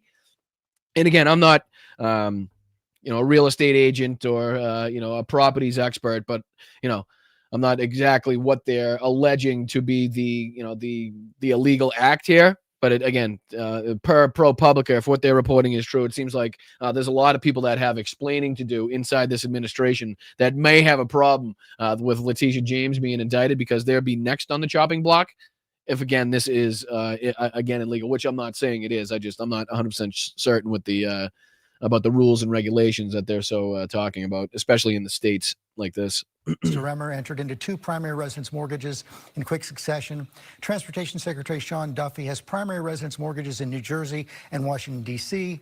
Lee Zeldin, the Environmental Protection Agency administrator, has 1 primary residence mortgage in Long Island and another in Washington, D.C.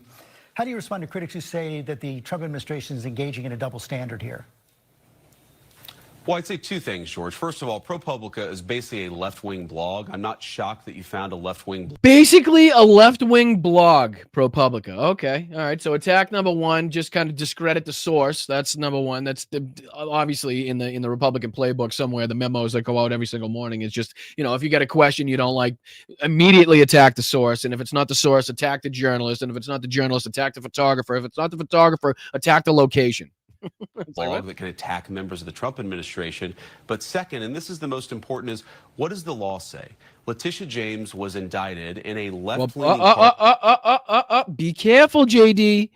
Be careful, because A, you're either about to say, what's the law say? And it's going to be proven that she hasn't been found to have broken law. Or you're about to say that we got to see what the law says. And you're probably going to, prosecute her throughout, the corrupt means of the DOJ anyway, which again is going to put in the crosshairs Lee Zeldin and the other idiots mentioned that are also inside of your administration that have very similar mortgage situations going on. So again, I don't know if you want to open that door, but we can open that door, and we'll just continue to highlight the other people that you work with that have very similar very similar standings in their mortgages. Of our country, a part that voted very heavily against Donald J. Trump for the crime of mortgage fraud. When I read the indictment, when I read the facts in the case, I see a person who committed mortgage fraud. Now, of course, the jury is going to decide whether she ultimately committed a crime. We don't try her. The administration doesn't try her. Then what are you doing? I'm confused. What is J.D. Vance, as the vice president of the United States, doing reading the facts of the case in this? Like, why does he have any involvement whatsoever? And correct me if I'm wrong, maybe he's supposed to, I don't know, but I can't see in any way, shape, or form why J.D. Vance, as the president of the United States, with such pressing and ongoing issues going on in the world right now, needs to be read up on Letitia James's fucking indictment or the case against her. Right? Like, why is he even thinking about it? Why was that put in front of his fucking face or on his desk for him to read so that he could know like the ins and outs about the case? Like, that just seems strange to me right off the bat. Judge tries the case and a jury decides whether she's ultimately guilty. That is what is going to determine whether she goes to prison. I think we let the facts drive this. And George, that's what we've tried to do in the administration's Department of Justice. We've asked ourselves, has a person violated the law? And if that person has violated the law, then we decide to prosecute him. That's what the Department of Justice should do. It didn't do that under Joe Biden's administration. It does under Donald Trump. Again, just another area in which we got to slip Joe Biden's name in there at any fucking chance we could possibly get. Another channel that Joe Biden's watching. Like, I can't watch anything. On the facts, do you dispute the facts that ProPublica reported? He's being asked, do you dispute the facts that the people that work inside your administration, the people that work inside your government also have similar, mortgage situations that could also be prosecuted? Dispute a far left blog that I haven't read that you brought up in this interview? I have no idea, George. I have no idea what they actually said. That's crazy. It's funny to me that you don't know and haven't read what a news agency or a news source came out with about people in your administration potentially have committed the same crime that you're now looking at, but you have read up on like Letitia James's supposed mortgage situation. Like, I don't know, make that one make sense to me. And I think there was one here from Jim Jordan as well. Let's see. This is the one about Homan. We'll look at that after. I want to take a look at. There was one here. I think Jim Jordan was in it, if I'm not mistaken. Let's see here. Fuck you, Fetterman, you prick. Let's see here. Maybe it wasn't on this one. Let me try one more account. Might have been this one. But today, Junior. Today.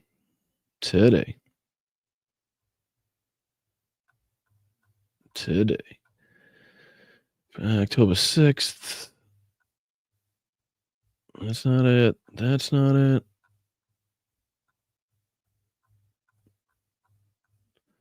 gotta start like putting a pin in these things. Let's see, I'm gonna go all the way to the top. Don't think it was this one either. I could be mistaken.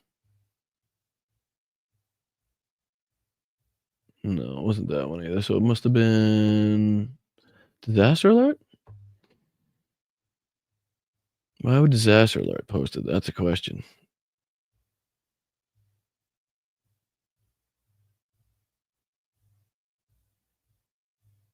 No. Was it Dana Bash? Now I got to remember who's asking him the question. Now I got to remember the whole situation. I think it was Dana Bash, if I'm not mistaken. You guys are probably telling me in the chat. But let me see if I can go Jim Jordan, see if it pulls up anything here.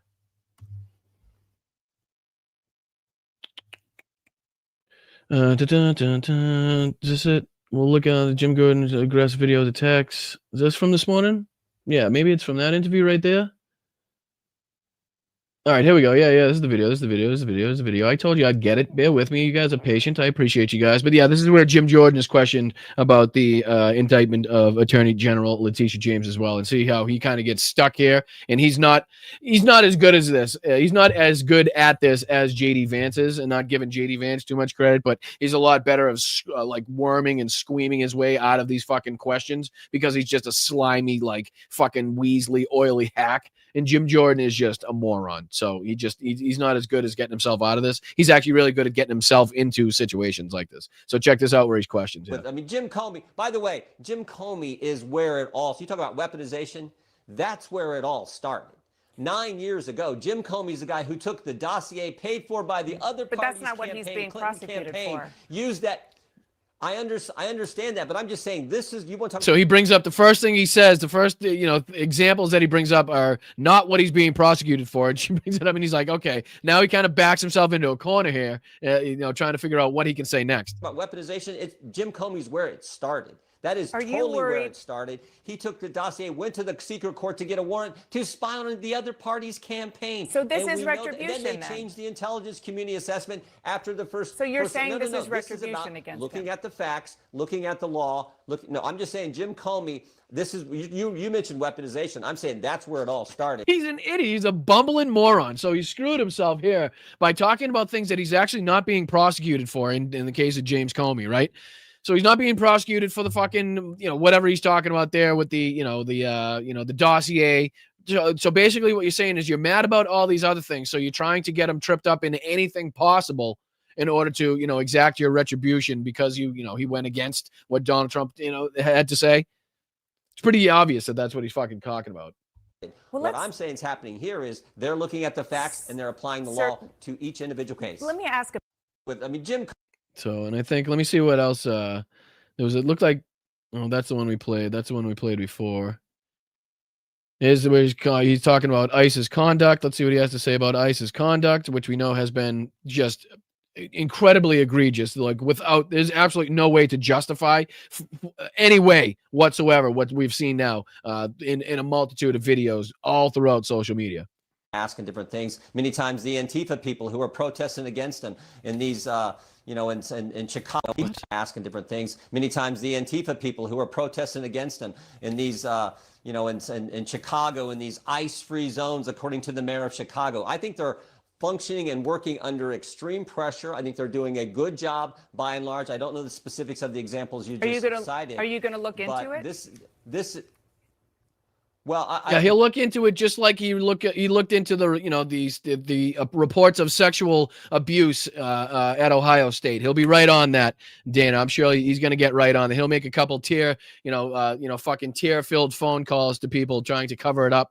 As a matter of fact, but he's going to get right on that. It's going to come right with the investigation into the wrestling team at Ohio State from Jim Jordan. It's going to come right after Donald Trump's healthcare plan. That should be out at any minute now. That's being worked on at like rapid pace. That should be out in about 2 weeks. Give it about 2 weeks, but that should be when he'll get around to looking at these aggressive acts by ICE. We're going to look into the whole situation where you have these mayors who are are you going to look pressuring into back the way against that these ICE sanctuary is cities, conducting ICE-free itself? zones, where they're being harassed by Antifa protesters who are wearing masks and doing all kinds of things. So masks are apparently a problem when it's the other side.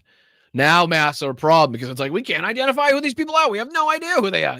You see what we've been saying now about these ICE agents and officers going around in masks? It's funny how the roles are reversed there. It's funny how you don't like it when it's, again, how many times are we going to go back and forth with this whole mask thing? Like, we don't want to wear it to save lives. So now we do want to wear it to cover up fucking cover up our faces. No, you can't wear it in order to cover up your, they just can't settle on a fucking, on one side of this whole mask debate. Where I think threatening the. So you'll the only actual look into federal that side and facilities. not So to make sure that federal law enforcement, federal. I'm not familiar with the three. I think you gave three examples. Well, Dana. I'm not those were familiar with just those some. three, but we'll there are lots of them. Okay, well, that's all, folks. We'll be right back. Committee, we have oversight over immigration policy. We'll look into all this, but I think the ICE agents are doing the Lord's work. They're doing what doing the Lord's work. Are you shitting me? Hold on, didn't take long. Hold on, let's see. Didn't we just go by one? Yeah, this is the Lord's work, ladies and gentlemen. Apparently, this is the Lord's work. And I think this is actually spliced together perfectly. Let's see here. I want to ask you about a flood of videos that we're all seeing on social media showing immigration officers. Here it is. There you go. Countless more showing. There were countless more showing. Other shows ICE agents shooting an unarmed There you go. pastor. Doing the Lord's work. There's the Lord's work, apparently, ladies and gentlemen. You didn't see that, but an apparent pastor, an apparent priest got a rubber bullet to the face, apparently because the ICE agents are doing the Lord's work. Let's see here. One more time. Let's see if we can get that right. We'll go to Jim. See if we can go to Jim talking about the Lord's work, and then we should be able to cut right to see if we can cut right to. I'm going to open it in a different page, and we should be able to cut back and forth. It should give us a good representation of ICE doing the Lord's work here. All right. So what page did we just put that on? Was it disaster relief?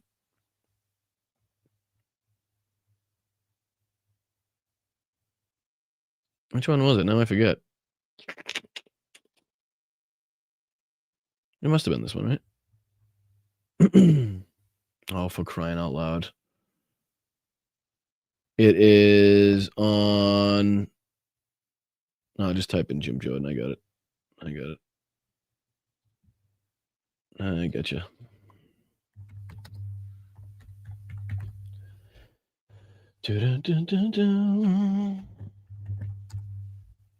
All this to go back and forth. All right. Here it is here. Pause that. Make it big. We'll go to the end. Where was he asked about? Where does he say it's the Lord's work at the end of it?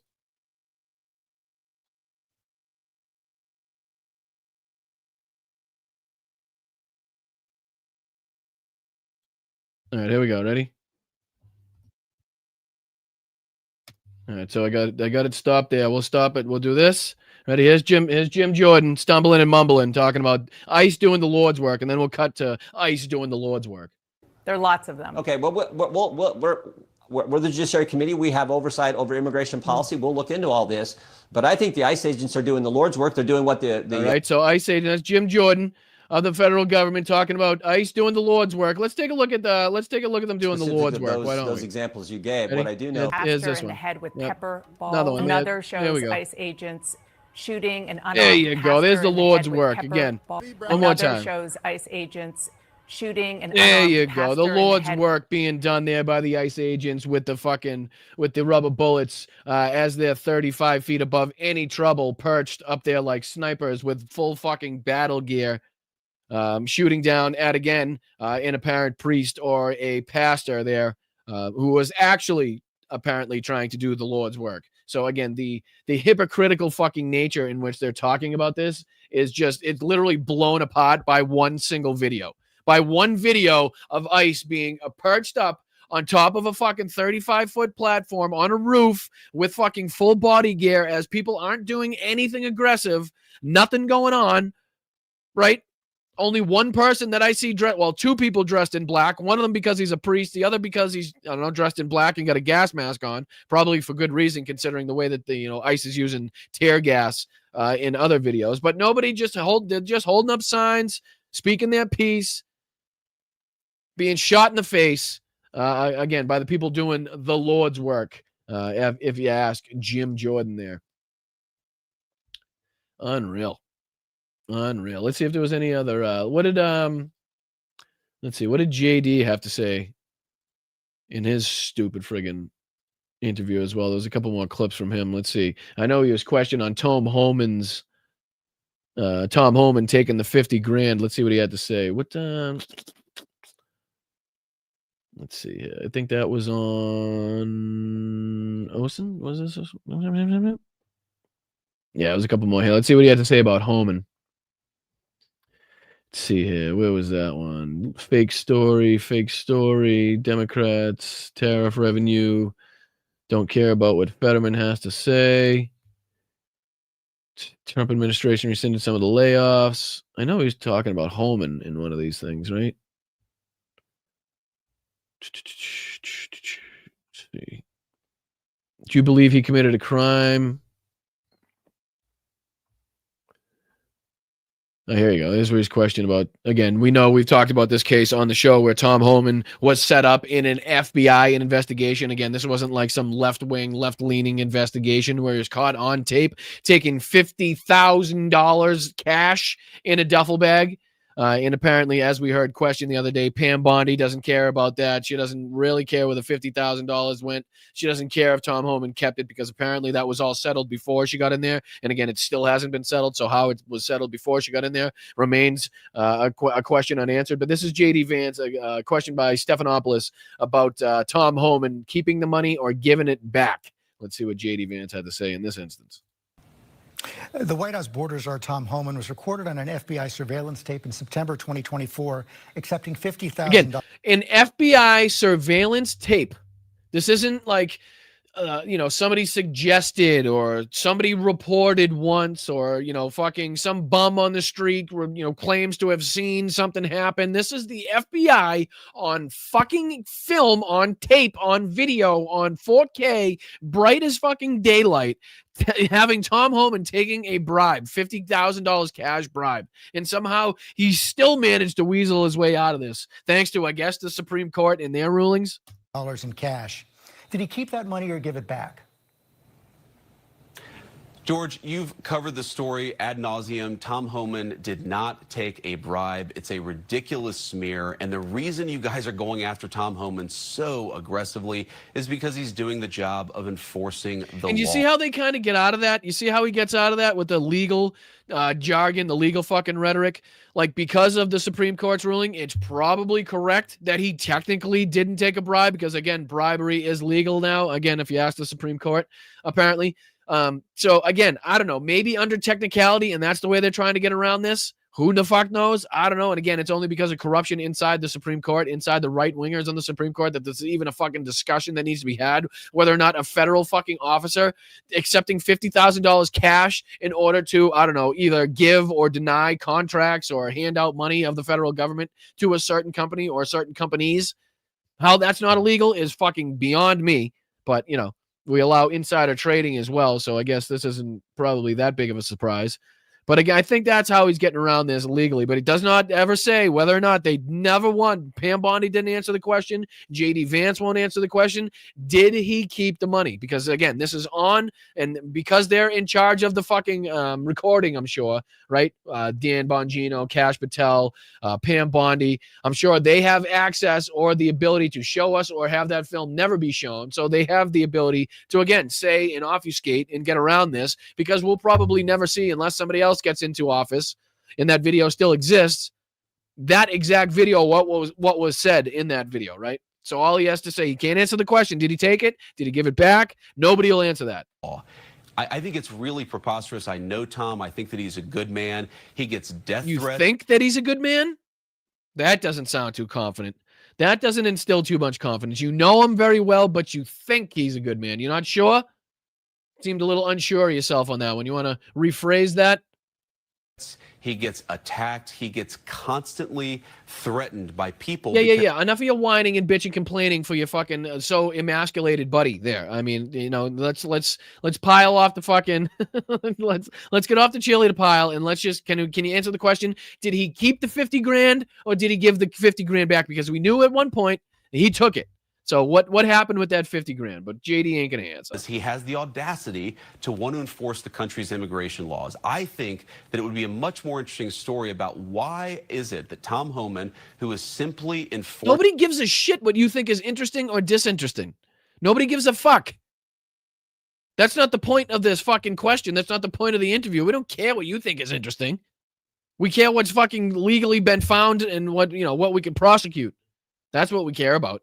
Americans' immigration laws is getting constantly harassed and threatened to the point of death threats. That's a much... Oh, poor baby. Oh, that's such a shame, because I'm sure nobody else has ever been receiving death threats on the count of MAGA and fucking lunatics on your side. All right, I'm sick of looking at this guy's face. Let's see if we can pop into some of these, the Ukraine update that I wanted to take a look at from Preston here. And again, just to give credit where credit is due. This is, again, Preston Stewart's channel. Let me throw this on the screen for you guys. That's definitely not Preston Stewart's channel, but this is. And again, up to 963,000 subscribers now. He's killing it. Russia tried a major assault, a major armored assault, and we'll hear what happened here. This is from 20 hours ago. Got about 172,000 views on it. And again, Preston Stewart, if anybody is looking to get, accurate and up-to-date information on what's going on in Ukraine, another great channel to take a look at. Just one of the multitude of channels on this, on this podcast that we watch and take a look at to try to stay up to date. Artur Ray, you can see here on the side. War Leaks, another good one. I'm not sure. This one's been popping up more. There's David Hookstead. I'm not familiar with that one. If anybody has any more information on that one, because I know there's a lot of people in the chat that also watch this stuff. United 24, also a good one. All right, to just to give people the recognition that they deserve. So let's take a look at this and how this armored assault by Russia went, in some of the advancements being made by Ukraine. If I can, please hit that like button. Subscribe to the channel if you can. We're on our way to 15,000. It would be very, very helpful. There's also Venmo up in the corner if you guys are looking for ways to help independent creators, people that don't sell you anything, people that don't hide content behind a paywall, people that just literally depend on the viewership and people liking the channel, and again, wanting to help channels like this in order to succeed, in order to survive. So again, there's Venmo up in the corner. You can become a Patreon member at patreon.com/Boston Brian. Again, that's one of the backbones of this community. Another backbone is the YouTube memberships. We're on our way to 1,000 YouTube memberships, which is huge, I believe. So if you guys want to sign up any one of those ways, you can give a super chat, super sticker. You can gift memberships as well in the chat. And again, anybody that does any of that will be highlighted. I give a shout out at the end of the show. So thank you guys. Let's dive into this Ukraine update. I appreciate it. So Russia just launched their largest mechanized assault in a long time, and it was met almost immediately with a wall of Ukrainian drones, resulting in at least 100 Russian soldiers killed, 20 armored vehicles, and 40 motorcycles destroyed. Now we've got 100 killed, 100 dead soldiers, 20, what do you say, 20 vehicles right off the fucking jump gone. Disaster. Quite a bit of footage from this specific engagement, and we're going to dive into that, as well as the accounts from 3 Ukrainian units that took part in this fight, as well as one Russian mill blogger documenting just how fierce this fighting is north of Pokrovsk. Now, starting out, I want to zoom in on the map here to show you where this specific battle took place. This is Deep State map, and the focus today is going to be north of Pokrovsk. This is an area in eastern Ukraine that has seen the bulk of the fighting, bulk of the heavy fighting for about a year now. It's no doubt been the focus of Russian offensive operations. The key areas are going to be in this northern pocket here. So when looking at this map, it gets messy to the north. So this is the same, just to kind of keep everybody up to speed. The other day when we were bringing up the map of the areas in which the Ukrainian military had managed to encircle a few factions of the Russian military. This is the same, this just to keep everybody up to date, this is the same area that we're looking at. So you can see these red areas here are the cutoff areas of the Russian troops. This one creating another one. We were talking about, I think, the more southerly area the last time we were depicting this, the last time we put up this map. But yeah, just so everybody knows, we're in the same area that we're talking about as the last time.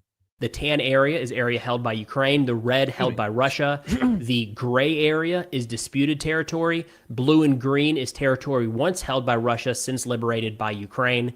What we're looking at today is this section right here. Russian forces trying to capture Shakov, and a lot of the heaviest fighting happening down here just to the south of this crossroads in Volodymyrivka. Now I'm going to pull up, for starters, the Azov footage to run through that to give us an idea of how this fight actually took place. Starting out here, we see, as Azov mentions in their write-up, a lot of motorcycles involved in the engagement, coming from a couple different directions. Azov says, this is the first Azov Corps, said that it was a combination of about 35 different units of heavy armored vehicles, so armored personnel carriers, tanks. We even saw some turtle tanks, but then a bunch of motorcycles as well, coming from a couple different. Like, how do you put together? I don't even understand how you could put together. Like, how do you put together an assault that includes motorcycles and tanks? Like going in at like somewhat of the same time. Like, that doesn't make sense to me at all. Like, I don't understand how you'd want to send in something that needs to be so well protected that it has fucking, I don't know, 4 inches of frontal armor or whatever the fuck. And then at the same time, you're going to send in, and I know, I guess it's not, it's not strange to send in infantry or, troops behind the tanks in order to get, and in order to advance. But it's just weird. I don't know. Just a weird sight seeing tanks and like old shitty motorbikes and fucking like mopeds go into battle together to me. I don't know. It's just always going to be a weird sight. By Ukrainian drones, one after the other. They do get into what they say is the heaviest fighting near the settlement of Volodymyrivka, where they say, you see, look at the line. You can see the tanks lined up in the back. So you got 1, or at least armored vehicles, 1, 2, 3, 4, 5 that you can see pictured here at least. The armored vehicles advancing along. And again, the straight line, like the column of advance. Like, have they learned nothing? Remember when this fucking full-scale invasion kicked off? The line of armor that we saw, and they were on, and they get caught out on these fucking roads in which, the Ukrainian military would take out the first vehicle, and then take one out in the middle of the pack, and then take one out at the end, and it just caused chaos because they used these single-lane roads right? And they had nowhere to go as soon as the lead tank was taken out and the fucking rear tank was taken out. They all had to disperse in different directions. Like they were all bunched up close together, right? They weren't spread out. They weren't, it's just their formations still have not gotten better. All these years through this fucking full-scale invasion, everything that they've been through, and they still have these shit tactics that allows them to be easily picked off like this. Out here, apparently they were trying to take advantage of the poor weather. You can see some overcast skies there, and often drones have a hard time flying or just straight can't fly if there's any rain. So now they're already you can see them here fleeing their vehicles. They've already pulled them over either on just in the middle of the road so that nobody can advance, or this guy at least made some attempt to pull over to the side so at least some people behind him can continue to advance. And they ran into this, what is clearly an abandoned building. Looks like maybe that's what they're trying to get at. Here. But we see here some of the Russian forces landing. And according there's the Ukrainian military already striking their vehicles. To Azov, this is in the settlement of... Already striking that second vehicle. Volodymyrivka, where they say some of the heaviest fighting took place here. Oh, so you can see there's still people in there, too. We're seeing clearly some of these armored vehicles being destroyed. They did mention that Russia was able to put on ground... Why aren't they getting out? One would have to assume they were injured from the initial strike, because it does seem to be some people in the back. You can see a couple over here on the side that were maybe injured, possibly injured from the first strike. Let me just see that again. Volodymyrivka, where they say some it's not smoking. There was no smoke there to begin with. And according to Azov, this is in the settlement of Volodymyrivka. Let me see if I can stop it. Right here. So there's no, I would say, like, that these people are stuck in there from the initial strike, but it doesn't, because you can just see the white on their armbands. It's like 1, 2, 3, 4, maybe 6 guys in the back of there, but it doesn't seem to be any smoke or fire or anything that's keeping them in there. Maybe they think they're safest in there, but that makes absolutely no sense with the way that drone warfare has been going. But let's just see if I can play this. Some of the heaviest fighting. So you see the strike. That's in the front side of it, though, not really getting the back side of the vehicle, but nobody moves. Nobody gets out. We're seeing clearly some of these armored vehicles being destroyed. They did mention that Russia was able to put on ground about 32 Russian infantrymen. And we see them moving away from the vehicles here. All of them brought forward either these turtle tanks. We actually see a couple of those in some later footage, modified armored personnel carriers. We've got some tanks. We've got some, of course, motorcycles, and then just traditional APCs. So we did see the infantry dismounting. There goes the house. There goes the house, in case they thought they were actually safe inside of that, that abandoned building. I mean, it just goes to show what a disaster this was. And that brings me to this as well. Because check this thing out. Just to show you. The Ukrainian military is now taking the advancements being made. And again, the way that the Ukrainian military does not give a shit who you are, what line of work you come from, what experience you have. Like if you have come up with a weapon system, or if you have come up with an idea, or if you have come up with some tactic or whatever it may be, that could be useful. That could be helpful. If you have some skill, either in video games, they'll put that into use with drones, with radio waves or anything like that. Like they'll put that to use. Listen to this, because a Ukrainian team finds a genius way to take out Russian drones, and it's already being implemented in the field and already saving Ukrainian lives, right? And I think the kid is like 18 or 19 years old, had no, prior involvement with the military whatsoever. So again, just to round us out, I know we got about 5 minutes left. Listen to how cool this story is. The Ukrainian military is now taking anti-drone tech advice from teenagers seriously. 4 years into a brutal war, as both sides race to out-engineer each other on the battlefield, one of Ukraine's most promising new weapons against Russian drones didn't come from a defense contractor or NATO lab. It came from an 18-year-old gamer in Kyiv. Armed with nothing but YouTube tutorials, a 3D printer, and a shot at revenge, he built something shockingly effective. A cheap, net-firing shotgun round that can take down Russian FPV drones. And how fucking crazy is that? You know what I mean? Not to just come up with a system like that through YouTube videos, 3D printing. I bet Hal would fucking love this story. Hal would probably love this.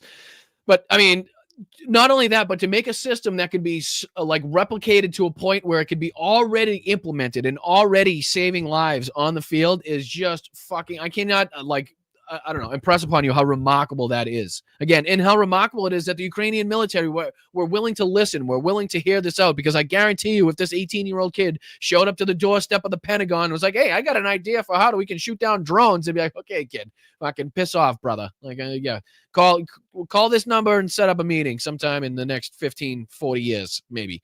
Right. But nope. Ukraine was like, I'll listen. You got something you can help. You say it's going to help. Let me fucking listen. We'll do some demonstrations. We'll give you the opportunity. We'll sit you down with the right people. And if this is something that can work, we'll make it fucking work.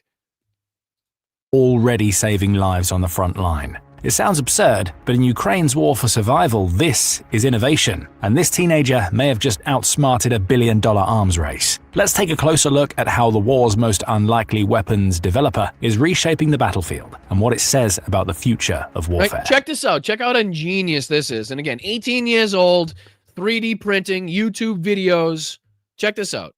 Innovation has naturally emanated from Ukraine's established defense industry, which has revolutionized warfare with the development of numerous airborne and naval drones. But sometimes it evolves on the battlefield itself, as soldiers come up with ingenious and often improvised solutions, like covering transit routes and entrances to strongholds. And another thing that's crazy is, having walked through shops and defense contractors and people with setups just like this, hundreds of different people, young kids in there playing with, playing with chips and wires and trying to figure out the best way to do things and how they can go from, using the, Chinese made parts in order to, manufacture them at home in Ukraine. So a lot of them are kind of experimenting with the parts and seeing how they can kind of duplicate and replicate what's been going on with their own parts, so they can, be self-reliant on the, it's crazy to see that being, not only put into use, but also the fact that, even more can be done from a single kid sometimes with a great idea, a single 18-year-old kid. It's unreal. With fishing nets to protect them from drone attacks as Russia tries to play catch-up. Overall, it's hard to overstate just how important anti-drone measures have become in the war in Ukraine. When Russia launched its full-scale invasion in February 2022, it did so in a well-established manner, with columns of tanks and armored vehicles rumbling forward, backed with artillery and support from fighter jets and bombers. The Ukrainian army squared off with them with much the same array of weaponry, but they had already started pioneering the use of drones in the attack. Sure, high-end surveillance drones like the RQ-4 Global Hawk, attack drones like the US's MQ-9 Reaper, and loitering munitions like the Turkish Bayraktar were already an established component of the modern arsenal before 2022. But the widespread use of inexpensive FPV and larger kamikaze drones both on the battlefield and for attacks in the rear wasn't really a big deal in warfare yet. Fast forward 3.5 years, and it's rare to find either side charging into battle. 3.5 years, guys. I mean, I know that may seem like a long time, and I'm sure for anybody and everybody engaged in the war or, in some way has been affected by the war is an incredibly long time. But, in terms of how far we've seen advancements come in drone technology and drone warfare in just that time, from, just the most basic of drones dropping just the most basic of grenades, into holes or through fucking sunroofs, to what we see now being accomplished, it really is mind-blowing. Battle with brigades of tanks and other armor. Even the most advanced tanks in use in Ukraine, Russia's T-90M and the US-supplied M1 Abrams, have proven far from impervious to disabling attacks from even the most lightweight of FPV drones. The Kyiv Independent quotes NATO sources as saying more than 60% of Russia's staggering tank losses are estimated to have been inflicted by FPV drones. The number is similar, if not greater, when it comes to casualties. Drones are also 60% of what? What was the most recent number of tanks they've lost? 20,000, 15, 20,000, who knows? I forget the number now. It's astronomical though, but to have 60 to 70% of those be because of FPV drones just goes to show you how effective they are, to be responsible for 60 to 70% of Ukraine's battlefield casualties, according to medics. Soldiers on both sides are in constant danger, even up to 20 miles from the contact line. Packs of sorry, I just want to see if they give a better example of the actual weapon system, or they might even, I'm not even sure they give you an example. They might just try to keep it hidden. Let's see here. Ukraine embraced the use of unmanned weaponry as an area in which it could achieve a decisive strategic advantage. In 2024, Ukrainian President Volodymyr Zelensky said the country produced approximately 2.2 million drones, and used even more, greatly reducing the pace of Russian advances and inflicting huge losses as a result. However, over time, Russia's much greater industrial capacity has gradually caught up. Much of Ukraine's drone manufacturing industry is decentralized and relies heavily on ingenuity and resilience. FPV drones are put together in hundreds of workshops in apartments, warehouses, and basements throughout the country. It's not uncommon to find assembly workshops, complete with a 3D printer, in Ukrainian positions right on the front lines. By contrast, Russia's giant factory in Alabuga, Tatarstan, is now reportedly able to produce up to 5,000 of the heavy Geran or Shahed loitering munitions that plague Ukraine nightly per month. That should be a huge target, So I think they might keep the exact system under wraps. Or at least in this video, you might be able to find another video that kind of gives you more in-depth, description of what the actual system was. But, just to have an 18-year-old kid already have something that's saving lives in a major conflict, in the major, in the biggest war in Europe since World War II, is a huge accomplishment, a huge feat in itself. You know what I mean? Let's see what they're saying. Easily targeted by Ukraine's advanced MIM-104 Patriot, Iris-T SLM, and NASAMS air defense systems, or indeed the AIM-9L Sidewinder and AIM-120 AMRAAM air-to-air missiles, with which its F-16s are equipped. However, it's simply not cost-effective or sustainable to use. Yeah, so I think they're just kind of talking about more of the weapon systems that are being used in this battle, but I'm a couple minutes over. What do you say we get into thanking some people? I'll get you guys on with your wonderful Sunday. You guys can enjoy the fabulous weather or whatever the weather is in your region. Let me see here. Get into Venmo. Thank you guys. And then after that, I'll make sure I hop over to YouTube over here and thank all of you fine and fabulous people. Oh, you know what I didn't do because of the whole babysitting thing? I didn't go back to the last show that we got cut off. I think it was Wednesday, and thank the people on the earlier show. So I'll be sure to do that and get that done for the next show for you guys, because I really appreciate that. And I want to make sure I don't miss any of you, you fabulous people. All right, let's see here. So we got Dame to thank. We got moms to thank very much. We got Nicole to thank. Thank you, Dame, again. Thank you, Nancy. Thank you, Thomas. Thank you, James. Thank you, Roxanne. And thank you, Allison, very much for your kind and generous contributions on Venmo and helping keeping this channel running. It really means a lot. I really appreciate it. Let's see here. Deborah St. Martin. No fucking way is that Deborah St. Martin. Is that it looks like the real Deborah St. Martin. I shall not lie. Debbie, are you in my chat right now? Debbie, where are you, Debbie?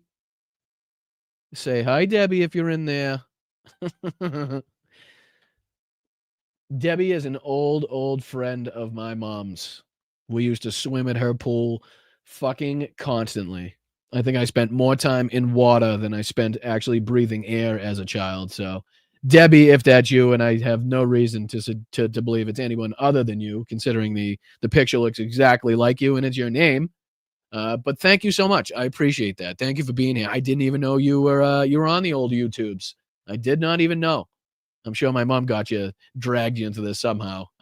I can see that happen. I can see my mom dragging you in. But thank you, Deborah. I appreciate you. Thank you so much. And it's good to see you. It's very good to see you. That's amazing. I didn't expect that. I got to say, didn't expect to see that name in there. That was a surprise. Thank you, Deb. Thank you, JD. I appreciate that. That was cold. Sorry. I don't remember what I said, but it probably was cold, and I do not apologize. But thank you, JD. Here, you got to get one of these. I should play this probably every time now. We've endorsed for you. JP, right? JD Mandel, and he's doing great. JD Mandel, and he's doing great. I appreciate you, JD. Thank you, brother. Thank you, Starman, as well, for the one gifted.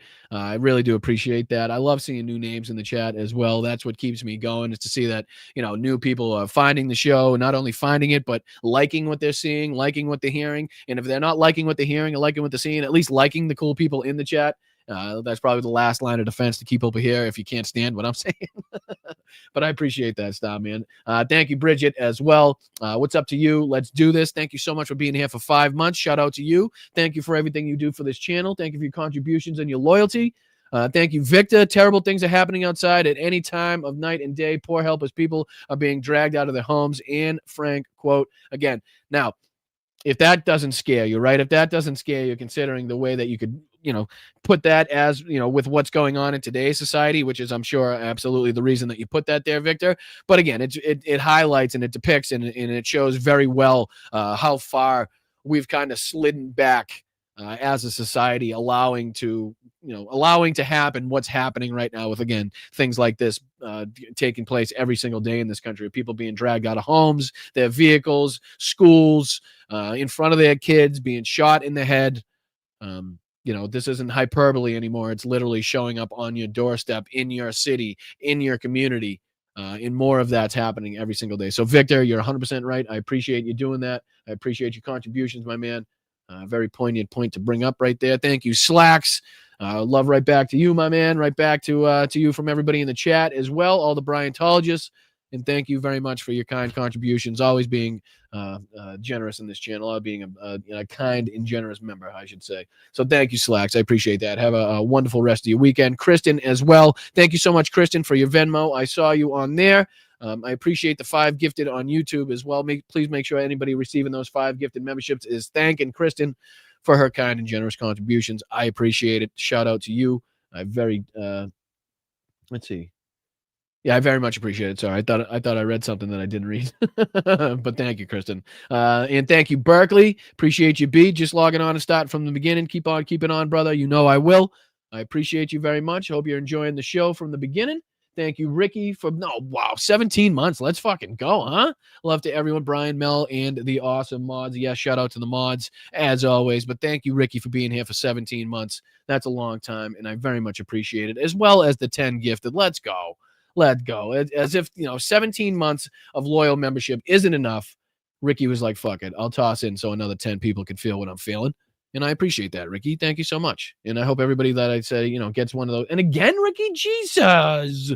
Any updates on Greta Thunberg and her abduction from the flotilla? She was released. The last that I saw, she had made a couple statements. I believe I played the press conference upon her release, and I played her Instagram video that she put out, I believe either the day of or the day after her release. As of that, I haven't seen any more on that. Doesn't mean that more hasn't come out. I just myself haven't laid eyes on that story, so I have nothing to give you. But I appreciate you, Ricky, for everything that you've done today. Thank you so much. That's awesome. And thank you, Rachel.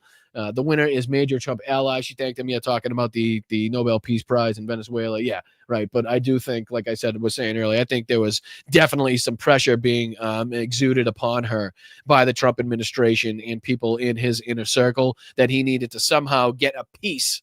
Like I said at the beginning, I've never seen anybody try to leech off the back of a fucking Nobel Peace Prize winner like Donald Trump is now trying to leech off the back of this woman. It's fucking remarkable. But thank you, Rachel. I very much appreciate you, as well as Jerry. Shout out to you. Thank you for being here for 17 months. Slava Ukraini, Heroyam Slava. Keep up the good fight. Boston, California, Brian. Get out of here with that. Get out of here with that, Jerry, you silly goose. I appreciate it. Thank you, Josh. Womp, fuckity womp. I appreciate that. I'm assuming, and if I had to guess, talking about either JD Vance or Jim Jordan whining about them being persecuted and having death threats laced put on them. Like, that's just like not something that's standard anymore for both sides. So thank you, Josh. I'm just guessing on that one. I think I'm right though. Thank you, JP. Let's go. I love your screen there, your logo there. Release the Epstein files. Absolutely. JP becoming a new member. I appreciate that. Like I said, always good to see new members. Always good to see new faces and names in the chat. And again, just to everybody that's new, if you sign up at patreon.com/BostonBrian, that gets you involved in our Zoom meetings that we have every week. So it kind of gives you an opportunity to put a face behind the screen name that you see in the chat every week. And it gives us an opportunity to kind of chat face to face and shoot the shit a little bit about things, other than in politics, other than the depressing and anxiety ridden issues that we cover every day, whether it's pets or fucking pop culture or whatever the hell it may be. But that's pretty much the only thing that that I offer that is not behind a paywall. But that's the only thing. No content that I create will ever have to be paid for you to see. Again, I'm not selling you anything. No ads. I do appreciate the kind and generous contributions of everybody keeping this channel going, like JP. So thank you for signing up, my man. I do appreciate that. Debbie, thank you. I always appreciate your Ukraine updates. Well, thank you so much, Debbie. thank you for that. Thank you for 4 months of your loyalty and support as well.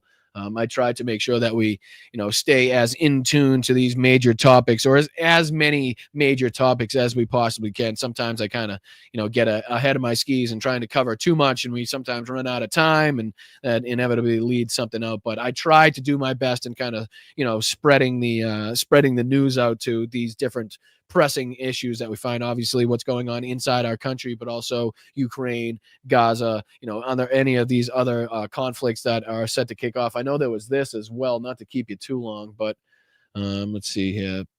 Pakistan, Afghanistan, if I'm not mistaken. I think there was a little kickoff in that as well. Yeah, this is from 2 hours ago. Taliban says Pakistan military faction sabotaging peace, warns of retaliation. Let me see if I can put this up. Where are you? Where'd it go? Yeah, updates. Afghanistan's Taliban, Pakistan says Afghanistan's Taliban and the Pakistan say border clashes killed dozens. Right, so I'm sure the next thing you'll hear is that Donald Trump somehow stopped a war between Afghanistan and Pakistan, even though we can see very plainly with our own eyes that that is not the case. Right, so again, things kicking off all over the place. But I tried to do my best to cover as much of it as possible, to give you as much of the news as humanly possible, without skipping over things, or but while giving everything the attention that it deserves as well. So it's kind of a difficult trade-off for me sometimes. But I appreciate you, Debbie. Thank you so much. Thank you so much, Marcia. I appreciate you very much. Thank you so much, Ruben. Shout out to you. Thank you so much as well. Thank you so much, Josh. Again, R.I.P. Diane Keaton. Yeah, that's sad. That was sad. She was only, in her 60s? Early 70s, if I'm not mistaken? So that was sad. That was tough. I saw that, who was it? Reese Witherspoon gave a pretty good farewell message there. But yeah, sad to see. Definitely sad to see. I appreciate you, Josh, chiming in with that one. Thank you for bringing that up. I appreciate you, brother. JD as well. Thank you. Siempre antifascista. Thank you so much. Shout out to you as well. Shout out to you for doing the most, as always. You guys are just incredibly generous, incredibly supportive of this show. Everybody here that's been listed. Jenny Faye as well. Sorry I couldn't make the Zoom. Had an early doctor appointment Friday. I'll make the next one. Hugs to you, Mel Logan, Supermods, and friends in the chat. Again, if you apologize one more time for missing something because of something important in your life, we're going to have some problems. All right? We're going to have some problems. No apologies necessary, guys. No apologies necessary. Again, if you can't make the live stream, that's why YouTube always has it up there. Feel free to watch it whenever you have time, if you have time, right? The Zooms, again, no apologies necessary. You just your kindness and your support throughout that venture, throughout Zoom, throughout the Patreon is enough. I swear. I really appreciate it. No need for apologies. Believe me, I know that it was probably something important and pressing to make you miss it. I know how much we like those things. And Jim, thank you so much. I appreciate it. Seems like it was just last year. Love all. 17 months, brother. Been longer than that. Appreciate your support, man. Goes a long way. Been a long time, dude. And shout out for nope, not last. Carolyn Phelps, thank you so much. Time for some good trouble. As you can see here, I support those feelings, and I like Kings there. So get in good trouble, necessary trouble, and help redeem the soul of America. There's a good John Lewis quote up there behind me, in case anybody's wondering what that says, if it's a little too small for you to read. But Carolyn, I absolutely concur. I agree, and I appreciate you very much. Shout out to you. Thank you so much, Paul, for the $20 super chat. That's huge, brother. Thank you, dude. I appreciate that. Shout out to you. Big shout out to you. That's amazing. Thank you so much. I hope you have a wonderful rest of your weekend and into a wonderful, great week that you're about to have. Thank you so much. And to round it out today is Josh. In that case, I'm sorry I missed you. No, don't worry about it, brother. Don't worry about it, brother. Thank you so much. Everybody that is so kind enough to give to this channel, that supports this channel, that supports independent creators, that supports democracy, that's out there fighting every single day, whether it be on social media, whether it be out in the streets, whether it be filming and following ICE agents everywhere they go. I really do appreciate it. So get out there, find your nearest protest, find your nearest rally. I know we got the 18th coming up for the No Kings. I know there was some other rallies throughout the world, I believe, that were taking place as well in some other countries. So let's see if we can combine these into one massive one. Thank you for everything that you guys are doing, and I'll see you Tuesday on the next show. Make sure you guys are hitting that notification bell. That way it allows you to be notified when we go live, just in case you do forget on the show times. Let me just pop this up on the screen just before I leave. That way I can kind of reiterate to anybody that's new when our show times are. Let me put this up. Nope. There you go. All right, so this is just kind of our show times throughout the week. Make sure you're taking a mental note or a picture or whatever hell it is. So we got Sunday, 1 p.m., which is the one you're watching now. Tuesday, 2 p.m., which these are East Coast times as well. We got the Wednesday, 1 p.m. show and the Wednesday night show. And then we got our Thursday, 2 p.m. And again, all Eastern times. Check your times here on the Pacific West Coast. And make sure you're joining in. Make sure you're tuning in, because not only is the chat one hell of a place to be and one hell of a place to catch the news, but I am not so bad, I don't think. I don't think I'm that bad. I think we do a hell of a job at bringing you and keeping you up to speed on some of these major conflicts, some of these major issues going on throughout the planet. I know that I try to stay involved with what I think is important, what I'm passionate about, and I just hope it aligns with what you guys are passionate about as well. But until Saturday, nope, not until Saturday. Until Tuesday. Why Saturday's in my head? I don't fucking know, but it is. But until Tuesday, I'll see you guys. Make sure you're taking care of yourselves. Like I said, get out there, stay loud, stay proud. We have the facts on our side. We have the momentum. Let's use it and let's get back power in this country. So thank you guys, and I'll see you. I'm Boston Brian. Continue to kick ass. Hit that like on the way out. Subscribe to the fucking channel. Please subscribe to that channel. Let's go. I appreciate you guys. I'm out. I'm outie, as they say. I'm outie, as they say. I appreciate it. I'll see you next week, guys. Tuesday. Don't forget. Hit that like button.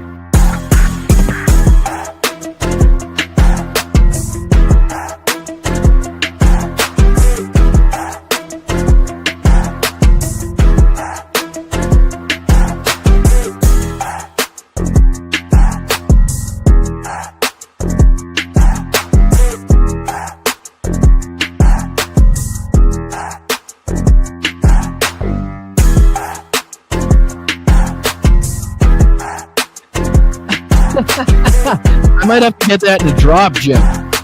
We'll see you next Tuesday drop. The Tuesday shows. That's not a bad idea.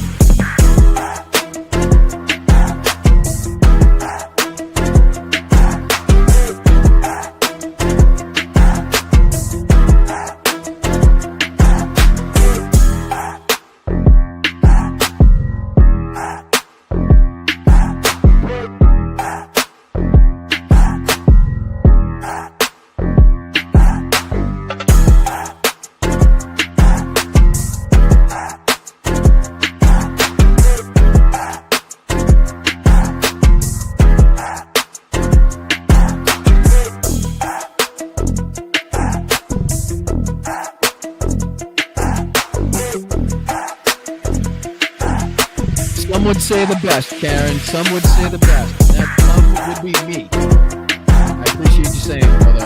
Appreciate that. We do have the best. Thank you, Rod.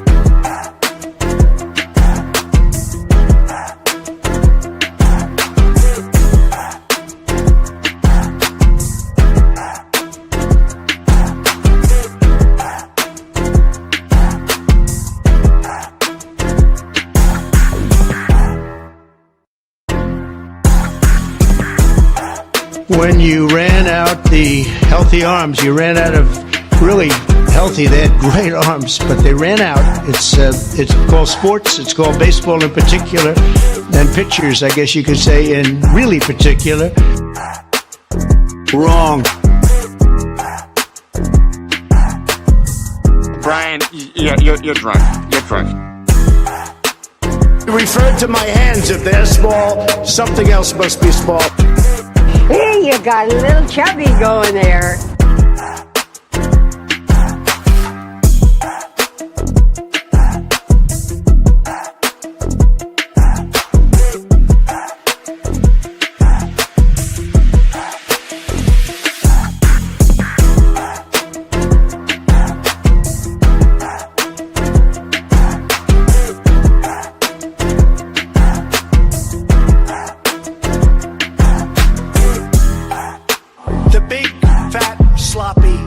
United States. Call them dumps, big massive dumps. Yesterday is a hard word for me.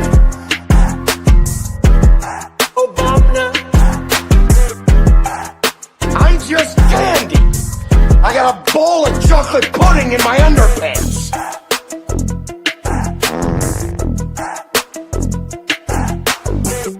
Never fight uphill, me boys. Never fight uphill. They were fighting uphill. He said, wow, that was a big mistake. He lost his great general.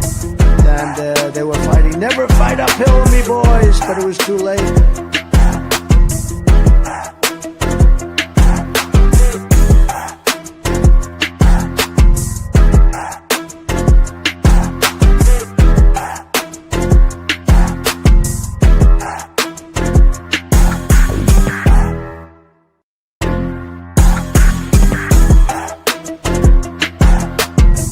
Gettysburg, what an unbelievable battle that was. The Battle of Gettysburg, what an unbelievable... Eating the dogs, the people that came in, they're eating the cats, they're eating the pets of the people that live there. Go fuck yourself.